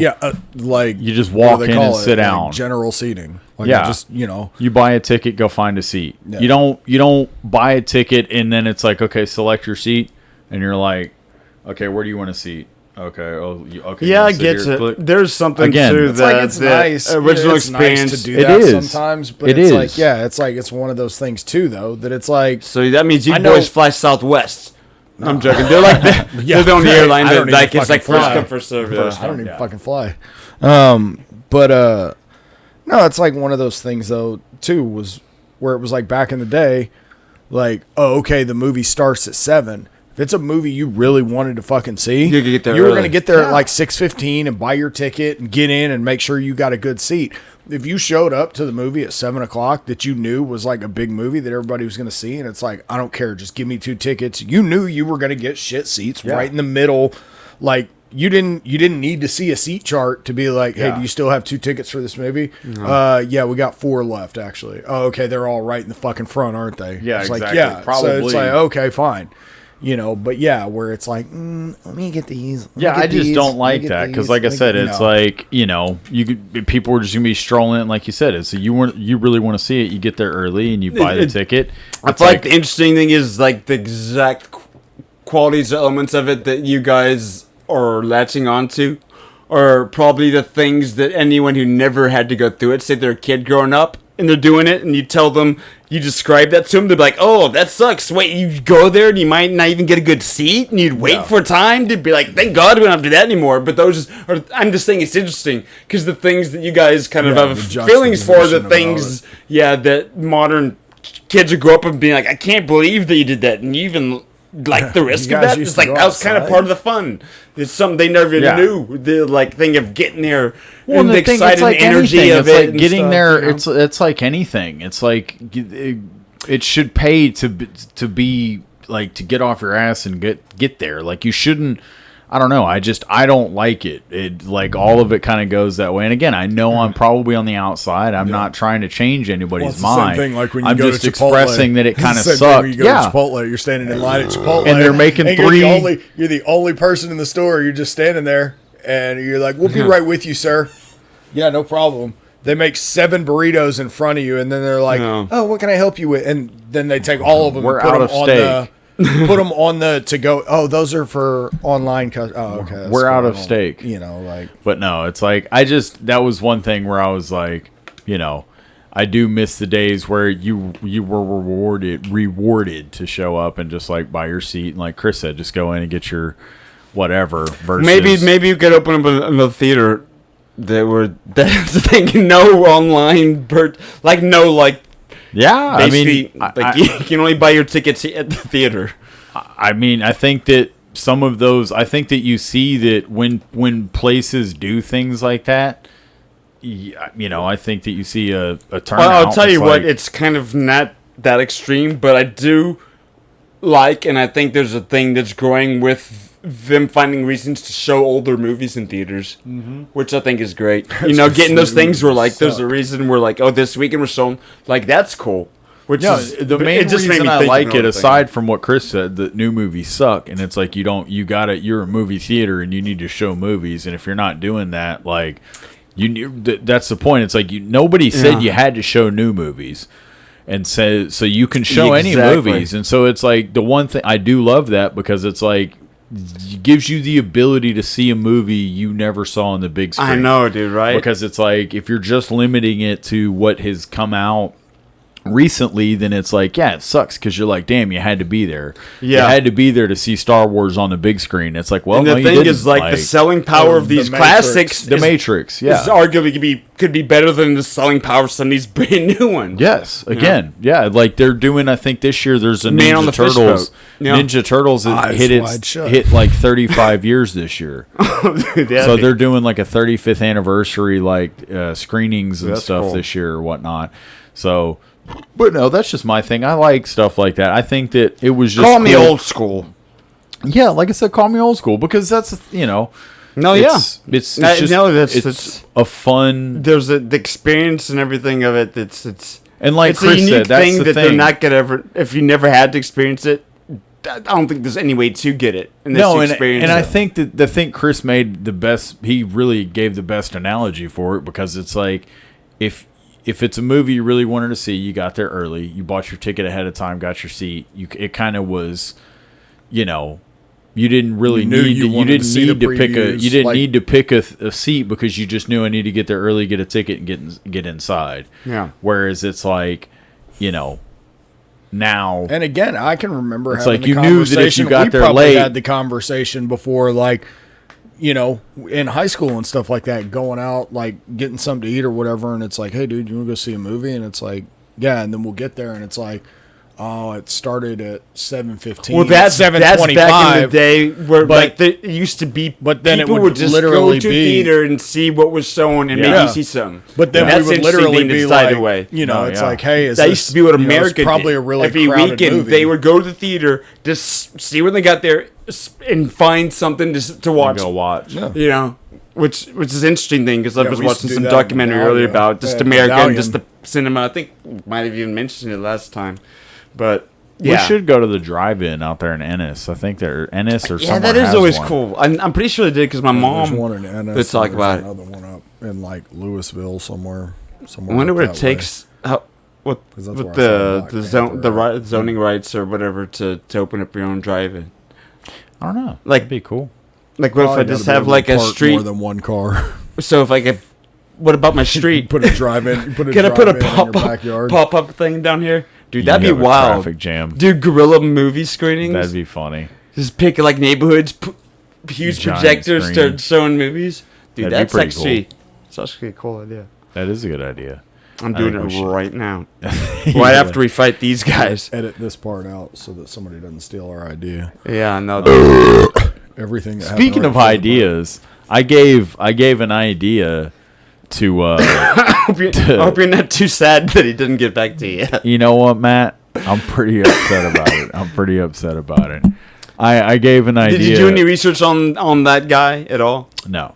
Oh, just because funny, whenever I looked him up for you, I just saw a brief biography about him and like where he'd worked before and like with Sony, who bought like Alamo into some like, okay, yeah, there's a huge corporate thing behind this that there's not gonna be like one person that'd be willing to just dabble in some different stream of media that but it's just interesting. It's like talking about Alamo Drafthouse. Yeah. Oh yeah, they're like going out of business or something, aren't they? Yeah, and I tried to save their fucking business. If I'm he being wants them to honest. open up Kill Tony Dallas. No. So what I said is I had the idea because I saw a video about how Alamo Drafthouse is like struggling. And I had been recently this year, I'm like, oh, I want to go to Alamo. Like, I know they show like Twin Peaks. Like, they showed the first earlier this year, but I was out of town. They showed. And that's why they're going out of business. All those things that we talked about going to see, we never did. Mm-hmm. But either way.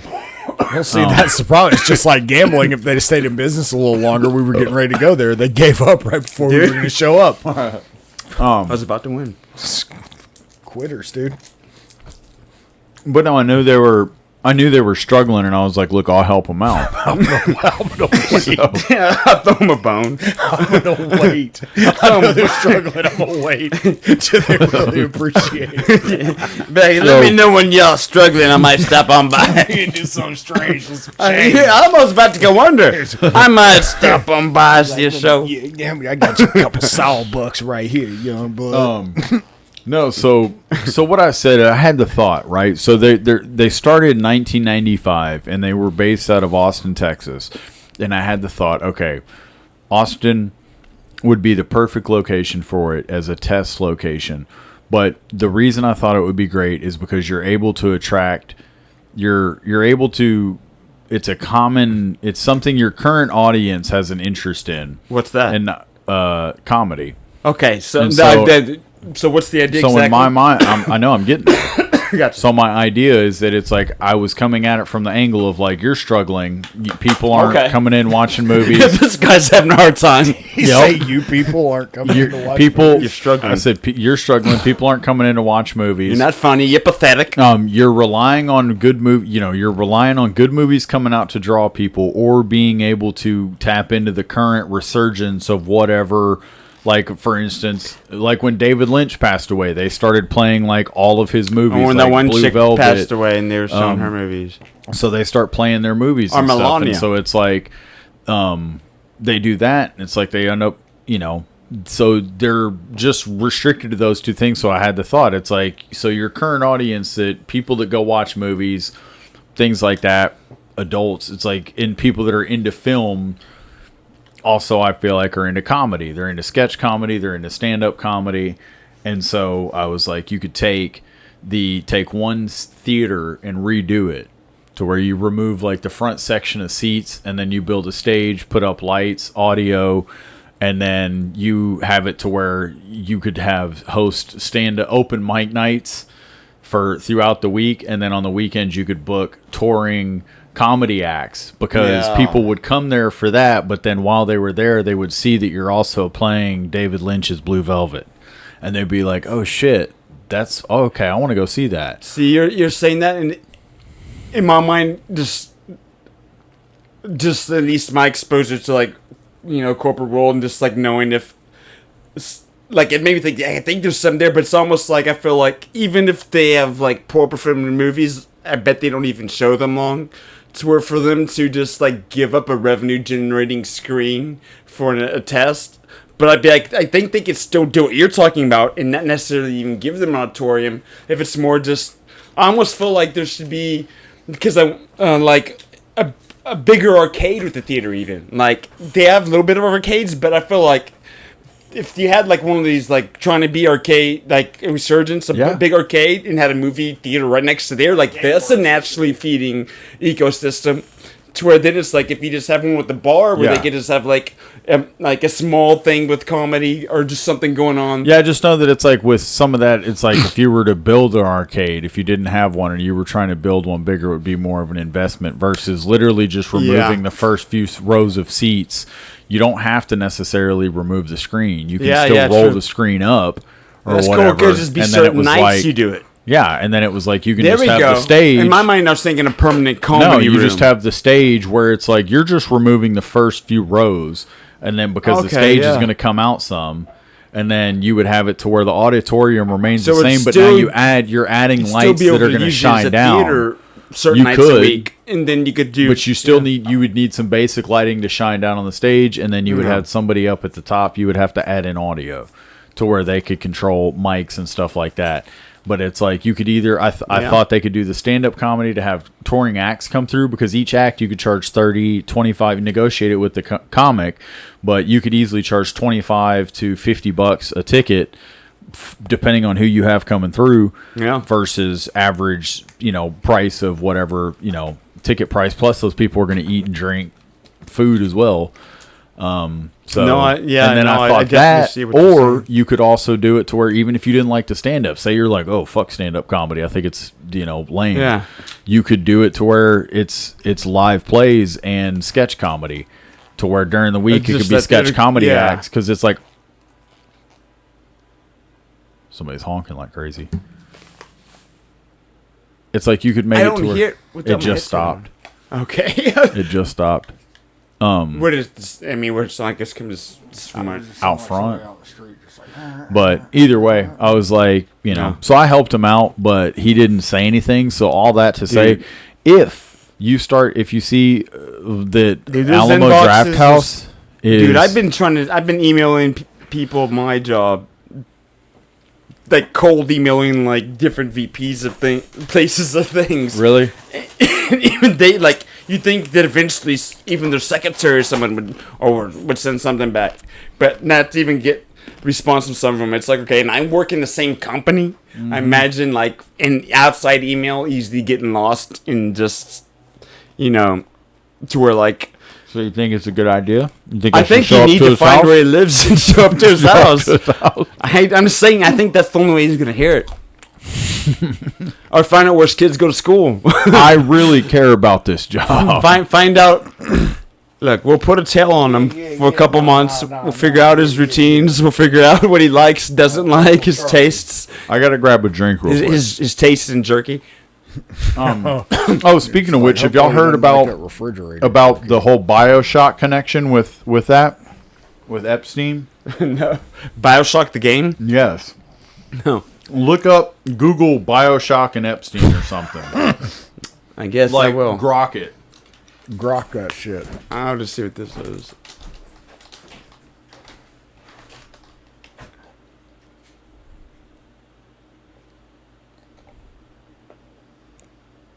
A fortune telling me named Epstein. Some so they coach with Mrs. Steen says, darling, just close your eyes and hope it's over quickly.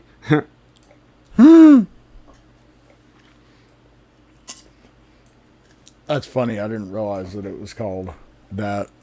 That's fine. I remember that thing from I never even played that game. I just remember watching like Cole and Billy. I did. I played them. No, I know you did too, but I remember when y'all whenever they first got that demo. Yeah, I remember when y'all water. I just remember them. Yeah, I just remember them playing it in Billy's room. Yeah, like at y'all's place out there. Yeah, that's like when it was like, whoa, this looks amazing. Back when he bought the HD DVD player. and paid $80 for 300. You really think it's going to win Blu-ray or HD DVD? Oh man, yeah. Well, Xbox didn't do Blu-ray at that time. They sided with the HD DVD. Oh, look at this heavy tater. Oh, potato. Look at this sad pug back here. This is sad Lily. Oh, it's the put, dude. It's gonna be weird being away from my daughter for 5 days. What about your pug? That's gonna be hard too. She sleeps with me though. That's the thing. She actually talking about potato. I was gonna say, yeah, this is the sleeping device. Hey, yeah, it's a C-sleep machine, CPAP. Okay, so did you find it? Yeah. Okay. Yeah. Some whatever this vape I bought. Hitting the hell out of you. I swear it's not calibrated the same as the other one. It's like I feel like it definitely. I have a hard time getting just a hit without it doing that to me. Just and I bought the same brand. Yeah. But I'm still doing it. But yeah, it's ripping me out. Just making you stronger, bro. I feel like that's like this guy. Work. I think he could be an example of like, I'm not saying he is, whatever. But a view bot viewing. What is it? Who is that? The clavicular, what's clavicular, whatever the fuck his name is. But this guy, it's like dudes like him. Give it a week. There's going to be another dude like this that pops up where you're like, who the fuck is this guy? He's just got some huge following. He's a streamer. And again, about the gambling thing with the rain bet. This dude's got videos of him sitting there on one of the gambling sites and he's streaming. Oh my God, chat, I just won 10,000. And it's like the way gambling is like, it's not good, man. Like, no. Because kids are watching shit like that. No, it's terrible. They need to be watching shit like the Mikey and Me podcast, man. You know, you can... tell you what, dude. You can gamble on... We want to save the youth. You can gamble on how fast the gambling intervention hotline will pick up. Yes. You ever seen people do that? He's like, or if it's a guy or a girl that answers. Just lost $100 on the over-under on whether or not it would take more or less than 2.5 rings. Or if it was a guy or a girl that would answer. Two dudes like, shit. That's funny. But yeah, no, the whole gambling thing is interesting. Like the way, like for instance, I remember Dad. One of the funniest stories I think of just like what are the odds is me, my dad, Roy. And I think Caleb or Crane, we were at, or no, it might have been Alex, but either way, we were at Milo's. You want her? Oh, no, I'm just talking. We were at Milo's and... She's comfortable. Oh, sure, thanks. We're just sitting there hanging out, and Roy's sitting there talking before about... it changed? Yes. Old Milo's. It's the real old Milo's. And Roy's sitting there... Someone's getting jealous. Roy's sister just talking about, like... Not bad. He's talking about sports gambling and this and that and the ticket. And he's talking about, he's bringing this up, whatever. And then, or before he was talking about that, sorry, he was saying something else. And he brought up Norm and he brought up the ticket from back in the day or something. Yeah. And all of a sudden, this like girl turned around and she was like, starts talking to him. She's sitting at the booth. Because you remember, it's like back in the day when the booths were against the wall and there were those low ones. Back. Yeah, and they were back to back. And so, and then, you're looking at the TV this way. So you could potentially be looking right at people and vice versa when you're watching the TV. Yeah, exactly. It's a way to look at people without them knowing. Right? Yeah. I'm leaning up against this wall watching the TV. These girls are sitting right here. They hear Roy sitting to my left talking.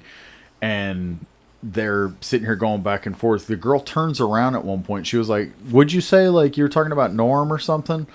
And oh my goodness. Okay, I'll take it. He starts talking to this chick, and she ends up saying that she worked. She's like, well, I worked for the ticket.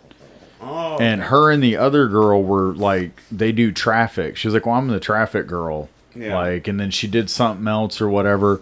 But Roy was like, hey, you ought to ask Norm or ask somebody, whatever, about... And she pulled her phone out and started taking notes. Yeah. But she was like, you ought to ask him about sports gambling. And back in, like, blah, blah, blah, like, why they, they stopped talking about it and this and that. Because apparently, like, all this to say that even the ticket back in the day was talking... They were having callers call in about, like, game fixing and gambling and...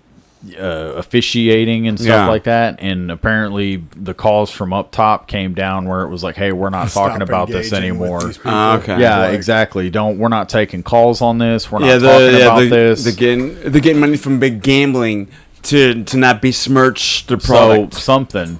And so because it was talking about game fixing and stuff, and so and officiating, and so like they end up getting a call, and Roy was saying this, and she was like, took some notes. She's like, honestly, I'd never heard about that. And he's like, oh yeah. He's like, I asked Norm. He's like, they be talking about it all the time, blah blah blah. And he was giving references to dates and games and stuff like that, and things that were talked about.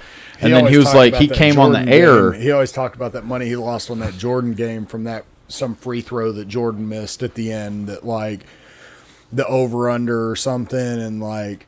He was like, there's no way. He's like, Jordan never misses that shot and this and that. But yeah, no, he'd go way back with stuff like that. Oh, dude, Roy. Like just and stuff that you'd really be like, huh.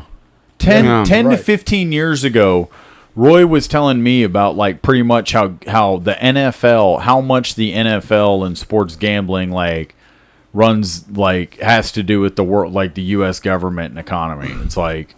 And I'm like, what are you talking about? And I mean, he was telling me some about it. I mean, and some of it I think it did hold a lot of water, some of his argument. Yeah. Because again, with, like, for instance, I'd be watching a game with him, and he would, be like, oh no, watch. He's like, watch. This is what's going to happen in the second half. They're going to come back and win. Well, and they're going to win. They're going to win by a field goal. And I'm be like, they're going to win by a field goal. This team's up by. I'm like, this team's up by fucking 2-3 touchdowns. Like, they're going to fucking win by more than a field goal. Yeah. Like this team, and then sure enough, the other team comes back and it win by a field goal. Like after that, though, too, was like something that I can't see or can't unsee after that. Is like the next time you're watching a football game that looks like it's about to be a blowout or that is already a blowout, where it's like you see it in Cowboy games a lot. Where they put up the points, 21-0 at the end of the first quarter, and they'll make it a fighter's chance, and then it's like the spread's 21-0 at the end of the first quarter, and then the start of the second quarter, the Cowboys get a pick six, and so now it's 28-0.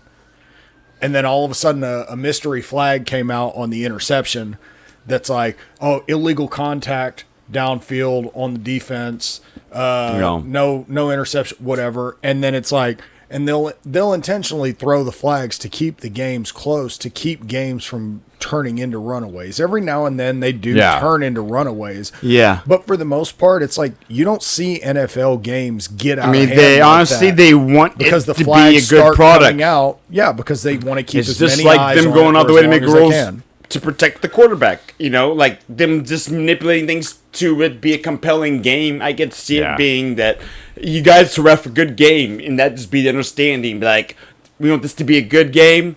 It'd be a better product if this happens. You all know what we interpret as good. Yeah. Like, we want you to officiate. But he is right game. about like how, because that's the thing though. I do agree with that. But then again, too, there's a lot of those instances where a guy makes a good catch, they do something, and then they throw a flag mixed in with it all. Well, no, I was going to say, then they throw a flag on a play where a guy makes a good catch. He does something good, and then they throw a flag, and they're like, no, we can't, like Chris said, we can't have you get up by too much. We're going to throw you, we throw a flag now because you made that catch, and you're about to have a first down, and you're going to be within, field goal range and touchdown range. One of the guys on the offensive line did this to a defensive lineman, and then they got throw his a flag, inside, and technically that's like, a hold. Well, we're gonna call this back now because it's gonna, and so that's what and I get that. It's like what you're saying. I understand, but then also it's like the insidious it's two sides aspect of the same coin. Is that they do want they do want it to be a good game, and they don't want it to be a blowout where people switch away. They want the viewership, and that's where it's fucked up. If one team's losing, it's like you're controlling the game and you're steering it. And that's why the Cowboys. That's why I just watch backyard sports. So another thing that's changing in sports this year is, I believe, in the MLB, I do believe that they will be adopting the ball strike challenge system. Oh. And I have strong feelings on this. 3 strikes, 3 challenges. I have feelings on this just because I find irony in it. Because you feel like it's tarnishing the spirit of the game. No, because they've been throwing fucking hitters out for years for arguing balls and strikes. Yeah. So it's like, I feel like it does at some point. It's like, I think that we do have to start to, I do think that people in baseball need to stop and ask themselves a question of just like, what is the game of baseball supposed to just be? Well, yeah, exactly. Have we lost the plot? It's like maybe the game of baseball, in my opinion, I'll go through for a second if y'all just give me a minute. But it's like, I don't think that it aids the game positively because I think almost all the premises are fucked up because it's like, I don't think the game needs to be changed. And I'll get to that in a second. But it's like, for instance, with the ball strike thing, I find it ironic they add in the whole, okay, you can challenge a pitch now. A guy's sitting there and the ump's like, strike. And the guy's like, no, that ball's out. And he challenges it and he's correct. He keeps his challenge and the call gets overturned and it until goes you to a lose ball. It, basically, right? Exactly. And we've seen a couple of times. So it's like, about that. I mean, like the guy that always does it, he comes up. Yeah. He's like, is he going to do it? Yeah. He's like, that would be Matthew. That'd be Little League Matthew. He's like, he's got the hand up. Is he going to challenge? So Brandon telling the story of Matthew playing baseball. And he saw the guy in front of him get hit. He's not even trying to hit. Can I get a double check on that? So no, it's like I find it funny because it's like you're out. They're like, get the fuck out of here. This guy's a 300 hitter. I find it ironic because it's like you added bigger bases to create more base stealing, which you wanted more action. And you added a faster pitch clock because you wanted faster game times. You wanted more action, less downtime, more action. You want more action. You want people to watch and be like, baseball's exciting. There's always something happening.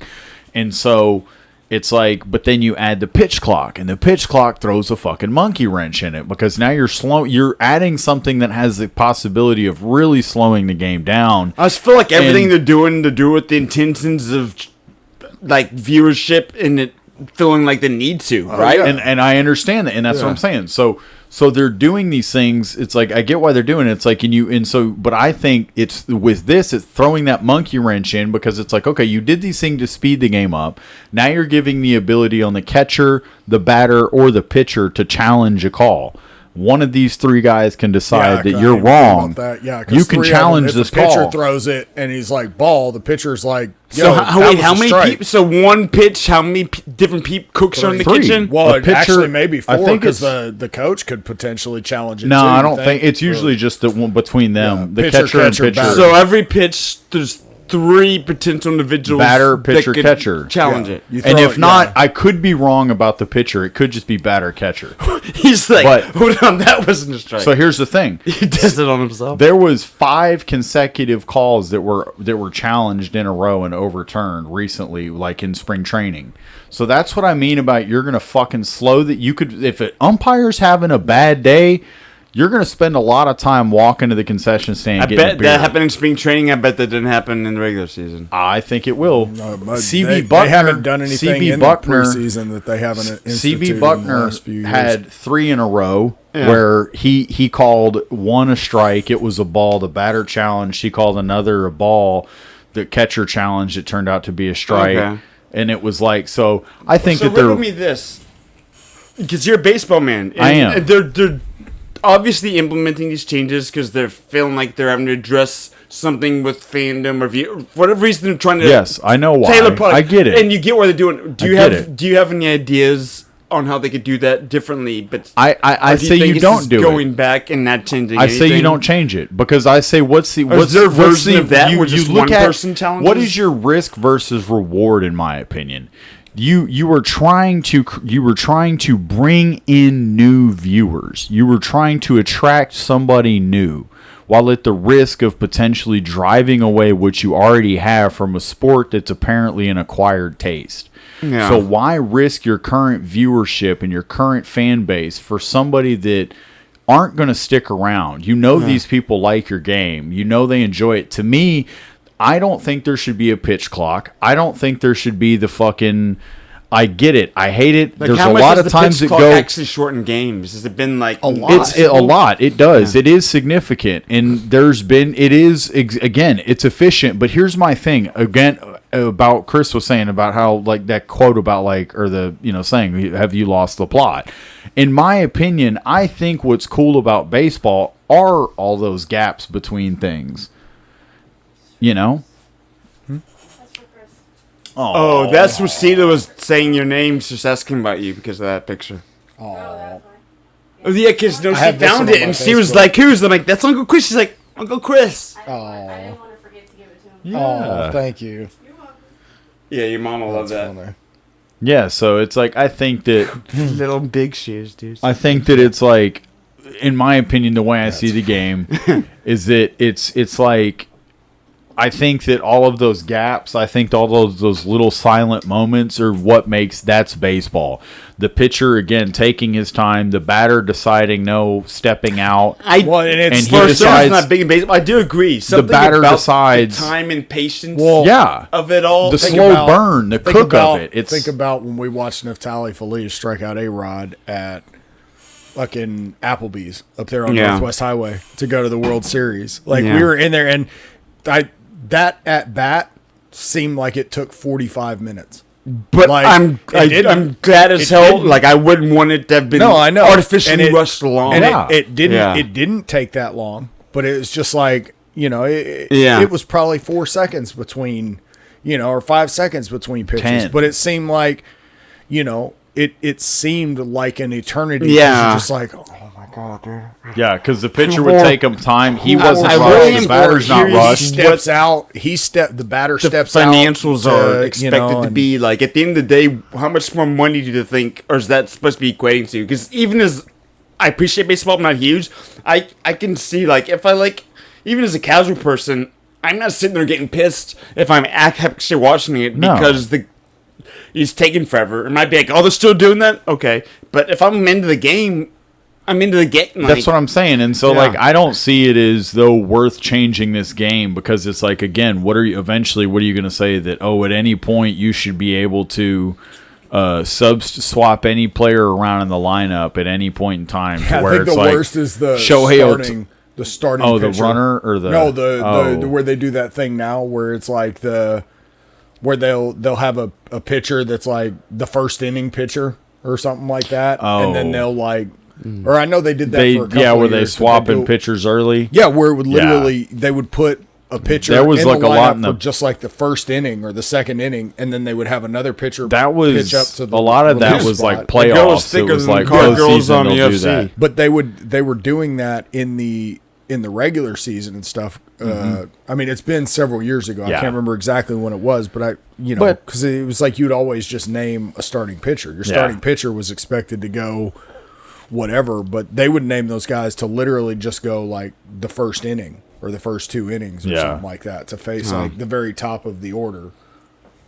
Yeah, I mean, like I said, I just don't think that you change the game in this for the sake of trying to get new viewership.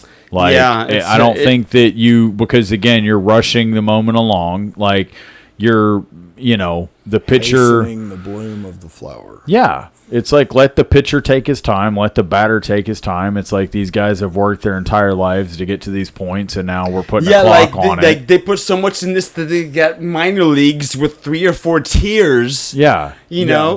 like before they ever even get a chance. Like every other sport, they go directly in or they go play college. Yeah. And these guys, it's so... the stats and odds or whatever, they take all this level to get to this product, and you're going to rush them. Well, and how many guys get all the way to the league, right, and then get sent back down to AAA, and back up, and then back down. That's and back the up level and back down. These guys are playing it, right? Yeah, and then we're trying to throw a clock on it and rush it because you're trying to gain some new viewers that aren't going to watch the game anyway. No, it's like they weren't going to watch it. Yeah, it was kind of see things like, and so that's why I don't like it, is because it's like you're not changing the game really for the better. I don't think, because again, too, like just for instance, how like my dad has seen it like through his eyes. He used to be a pitcher. It's the perfect time to start the XLB. Well, he talked about like XLB, but he was saying no, there's not a pitch clock. There's no inning. There's no limits to the number of innings there can be. It's like what? Like for instance, like he said back in the day. He was saying back in the day, like the pitching mound was higher. Yeah, the mound. And then also the laces on the ball were a little higher as well. Arsenic. So the pitcher was able to. He had a little bit more of an advantage, and so now they've lowered the mound and also messed with the ball to where now it's totally slanted toward the hitter, so they don't grab it's the air like, as much. So the ball not doesn't as have much as much movement. And so it's like it's all slanted towards the hitter now. Just because they want entertainment, they want to see. I want to see a home run. That's all I want to see. So chicks dig the long ball. But yeah, that's my TED talk.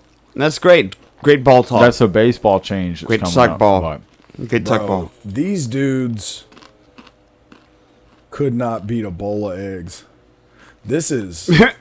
I'm just watching these two dudes fight. It is. Yeah.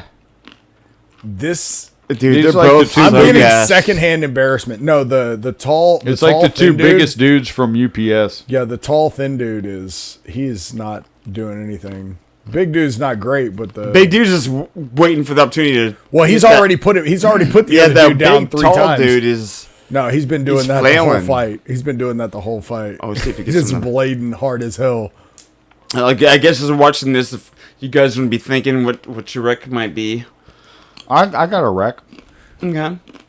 Need the charge. Don't just jump in a boxing ring for a YouTube thing if you don't know what you're doing. She was potato, and then I let her out, and that was a big mistake. She was out there for like fun. Where? Outside? I was having to stand out here, and she like went off behind the shed, and I couldn't see her. Potatoes right here. Oh. I know, but I didn't want to leave her out. Oh, here, even though putty. she's gone. You go to mama. Go to mama. She's looking for you. Oh, she didn't eat shit. Eating cat shit. No, she's No, I took care of that. Recommendation. Recommendation: make a smoothie, a homemade smoothie. How many have you made recently? I made one today. I made Okay. What kind? like 2, 3. So I do. Acai? I freeze them all. I freeze all my fruits. Yeah. I always thought that I was freeze. pronounced acai. I freeze my strawberries.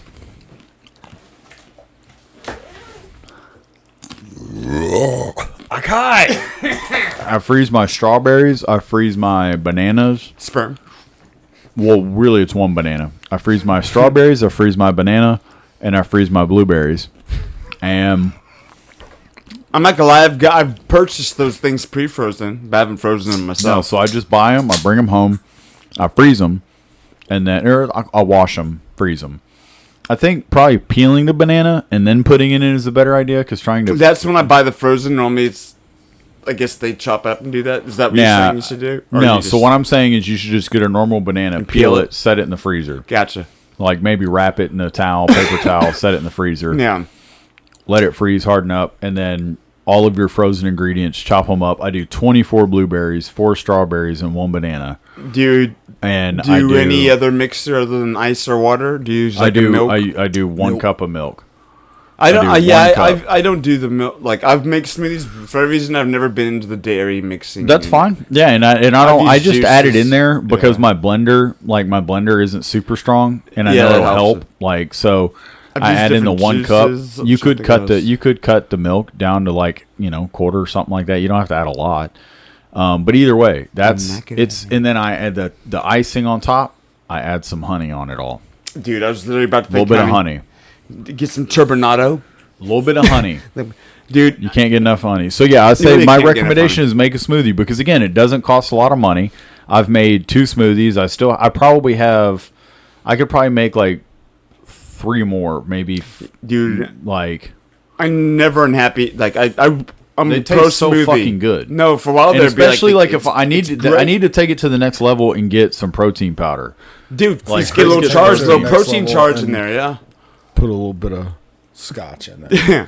Need the little splash in there. A little scotch, just a little Just scotch a little taste. smoothie. Just a little taste. Yeah. Well, some little- if you are going to take creatine, just not my recommendation. Well, I go fuck it. It'll be my recommendation. Take pink Himalayan salt with it. Okay. Because it increases. Take Why do you Chris do that? Smith Himalayan salt with that. No, yeah, because it's something. That's that, what we have like- in there. We have the pink Himalayan Oh salt. no, yeah, I use that. I use pink Himalayan salt for a lot of things. No, it's good for fasting and stuff too. Like for like hunger pangs and like when you're fasting, you're like, pissing out a lot of like nutrients, minerals, stuff like that. Yeah. Pink Himalayan salt helps put some of those minerals back. Okay. And it doesn't break your fast. Yeah. But I recently in the last like couple of months figured out that or had seen some things where people were talking about like creatine uptake and how I want to say it can increase the uptake by like 45 to 60% or more, like just adding pink Himalayan salt to it. Because it's one of those things. Because it's like it goes into the muscles. or Yeah, whatever. like it's like boosted, creatine like is drawn up into the muscles, and so it's like They're you like a figure perfect because mix, it's water like a yin and soluble- yang. That thing's gonna make it bind or Well, be yeah, more because effective. the creatine is going to be attracted to water, It's and gonna then boost salt. the- it's Salt gonna is boost the also efficacy. gonna- Salt is also going to attract water, so Yeah. you got 2 water attracting molecules that are. I don't know how it works. I just Yeah, think but it's no, yeah, no. I get thing. what you're saying. That makes sense. Do a fast. I did a 48-hour fast yesterday. There you go. Well, the last 2 days. I broke this morning, but There you go. Do it fast. No, yeah, that's dude. The benefits of fasting. It's so ridiculous. I'm not even going to, but it's something like if. Okay, intermittent fasting is great, but if you can even just make yourself every 6 months a year do that, that's what it's and the mental benefits too. It's crazy the number of benefits. The thing about like, and that comes back to I think in the Bible, and even it's about fasting. Like there's like not only is it something you talk about God, like but spiritually. all these things I always tie thought, together. Like they I always all, thought like, as a kid that it was like a spiritual thing, or whatever. But they go hand in hand. But no, it really is like a detox type. It's like it helps to. Cleanse your body of impurities, things like that. And it but triggers then it also, your body into like modes of operation that do things that are beneficial. Well, in that especially in Western society, we're constantly, it's like you're, even when you're hungry, you're not hungry. Dude, people do not know what hunger actually is. It's crazy. Yeah, well, and the great thing about those fasts like that, it reminds there's you not to really,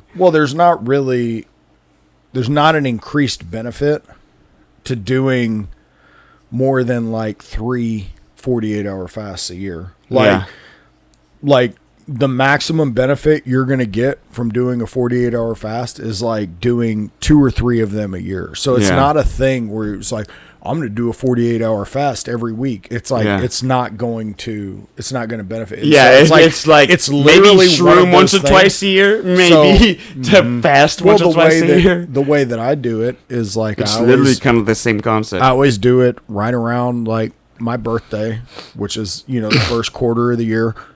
Like I'll do a 48-hour fast in March. I try to do one sometime around the middle of the summer, sometime June, July, August. Yeah. And then I'll do another one like right before the holidays. And I haven't been great about it the last couple of years, but I'm starting to try to get back at it. And so it's one of those things that it sucks, but no, it's totally worth it. And dude, you only have to do it once or twice a year. And dude, one of the things is interesting just on top of the actual physical, biological benefits, you're talking the mental, just the act of being disciplined enough to make yourself do it, just actually exercising that level of discipline for that extended period of time. It's the last 3 hours that are the hardest. Or like the last 2 hours. It's like exercising the muscle of willpower. 46 hours. I could totally eat. 46 hours is the same as 48 hours. Right? It's like I could totally eat right now and nobody's going to, it's 48 hours, right? It's like a simple thing. That would be the hardest part. No, I know. A lot of interesting stuff there. 4 a.m. What's your recommendation? My recommendation? So, listen to your friends? Yeah, sometimes. You should. You should always listen to your friends. So, basically at work,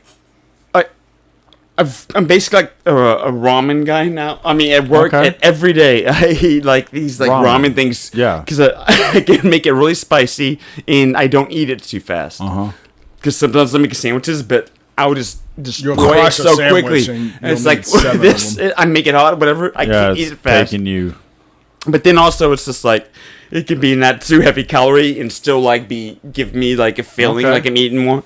Yeah, but my little recommendation is what I do whenever I want to do my own little protein boost. I was get a pack of peanuts. I'll mix the peanuts in with the ramen, and that'll be my little protein boost. So so that's your recommendation. Mix in peanuts. If you want a little protein boost, like for a lot of like noodle type things, that is a great. Honestly, you're just not get a pack of peanuts, mix them in there, let it blend in there. They do that at the ginger Thai. They add some type of nut to that's your protein boost. It is good having that. It is refreshing. Sleeping? You ever have trouble like? I was just about to get into something. Go ahead. I know. Go ahead. No. Yeah. No. Were you saying that about peanuts and whatever? It was like for that was spoonful of peanut butter before you go to bed. Well, like I have a spoonful. Yeah. Actually. Or whatever. Yeah, well, actually, I do that a lot of times too. But I remember talking about it too. Yeah, I tried that, and that was like, dude, that shit worked better than melatonin. I've never gotten better sleep than that. Like to the point where it was like I did it consistently for a couple of weeks. Yeah, and then it was like it was peanut butter. No, I mean it was almost like I didn't need to do it. After, you know, where it was almost like I got my wings. I was able to fly. Where, you know, where it's like kind of like resets you or something like that. Because it's like, yeah. So what I was gonna say is, you know, we can get out of here in a second, but it just blew me away because recently it's like I haven't been the healthiest person. I need to eat healthy. I need to do all that. Not what you call a handsome It's gotten man. on. I was never born a fully functional man. But I've gotten more conscious of it. And my thing about it is it's like I find it funny. Like I'll get on these health kicks, and then all of a sudden I'm reading ingredients and things that are in the store. Whereas before, you know, anytime I was like wanting to take a substance or drink beer, it's like I don't fucking think about it. But now I want to be healthy. I never was like, what does this drug have in it? The only thing I ever look at is how many calories in it. I don't look at anything else. Yeah. I look at protein. Yeah, calories, protein, carbs. I also look at sugar. I look at sugar as well. But like, so I find that interesting. But like, I do want like peanut butter, and it's like the thing is though is that I know that peanut butter has a bunch of bullshit in it. Modern peanut butters are full of fucking rat hairs bullshit. And or just bullshit. Like just you different need to get, oils. Like you have to get like organic. So here's the thing. I recently found out, and I'm about to buy a food processor. Do you know how easy it is to make fucking homemade peanut butter? Probably pretty easy. Because I know I've gotten peanuts on my own and mushed them up. I'm like, that's not too far from peanut butter. I'm serious.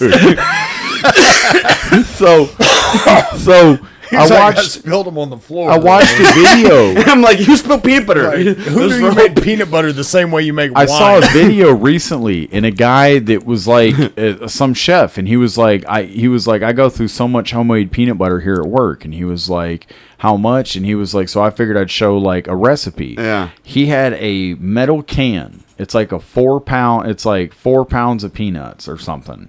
He opens this metal can. He pours 2 pounds of peanuts into this food processor.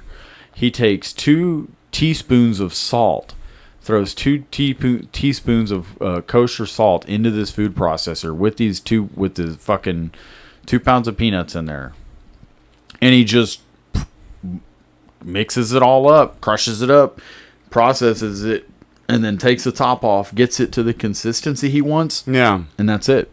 And he was like, you can keep it in the fridge for like up to a month, and it'll stay like it'll stay good in the what's it called, like How the long cabinet would it take for. to eat 2 pounds of and peanut butter? bro, he literally made it like that, and it was literally just peanuts, unsalted peanuts. Yeah. And 2 teaspoons of kosher salt. So when are you gonna try it? I got to get a food processor. There's got to be a way to do it without a food processor. You could do a blender, but the thing is that it's like it's going to get gummed up and be a lot harder to get out. It's like whereas a food processor, peanut butter, food processor is going to be get a food processor, right? Yeah, and it's I'm gonna talk to AI. I bet there's something I can make with Amazon. tools I have around Probably here. you could make it with just a hammer and like a bowl. You could do it with a piece of wood in a bowl, and it's like when you have a hammer, the world's a nail, buddy. Yes. But either way, it's like I want to get a food processor. I bet you can get one on Amazon for under $40 or under. I bet. And dude, homemade peanut butter like that, I didn't know it was like that. And I'm like, I thought you had to do more. I thought you had to do more. I thought it was more of a process. We have no excuse. Thought you had to distill it. You have no excuse we like. There's no excuse. We need to. That's going to be my new thing. Don't worry about it, Matt. I'll make peanut butter for you. I'm going to get one, and I'm going to make peanut butter for everybody and save this. You guys heard it here. We're going to make it with when will I have my first batch by so I can plan around it? Maybe a week from now, by next podcast. Okay. Who knows? Okay. Well, I look forward to that. Who knows when that'll be? I'm looking forward to that date. Well, with that, guys, all we can say is be seeing you.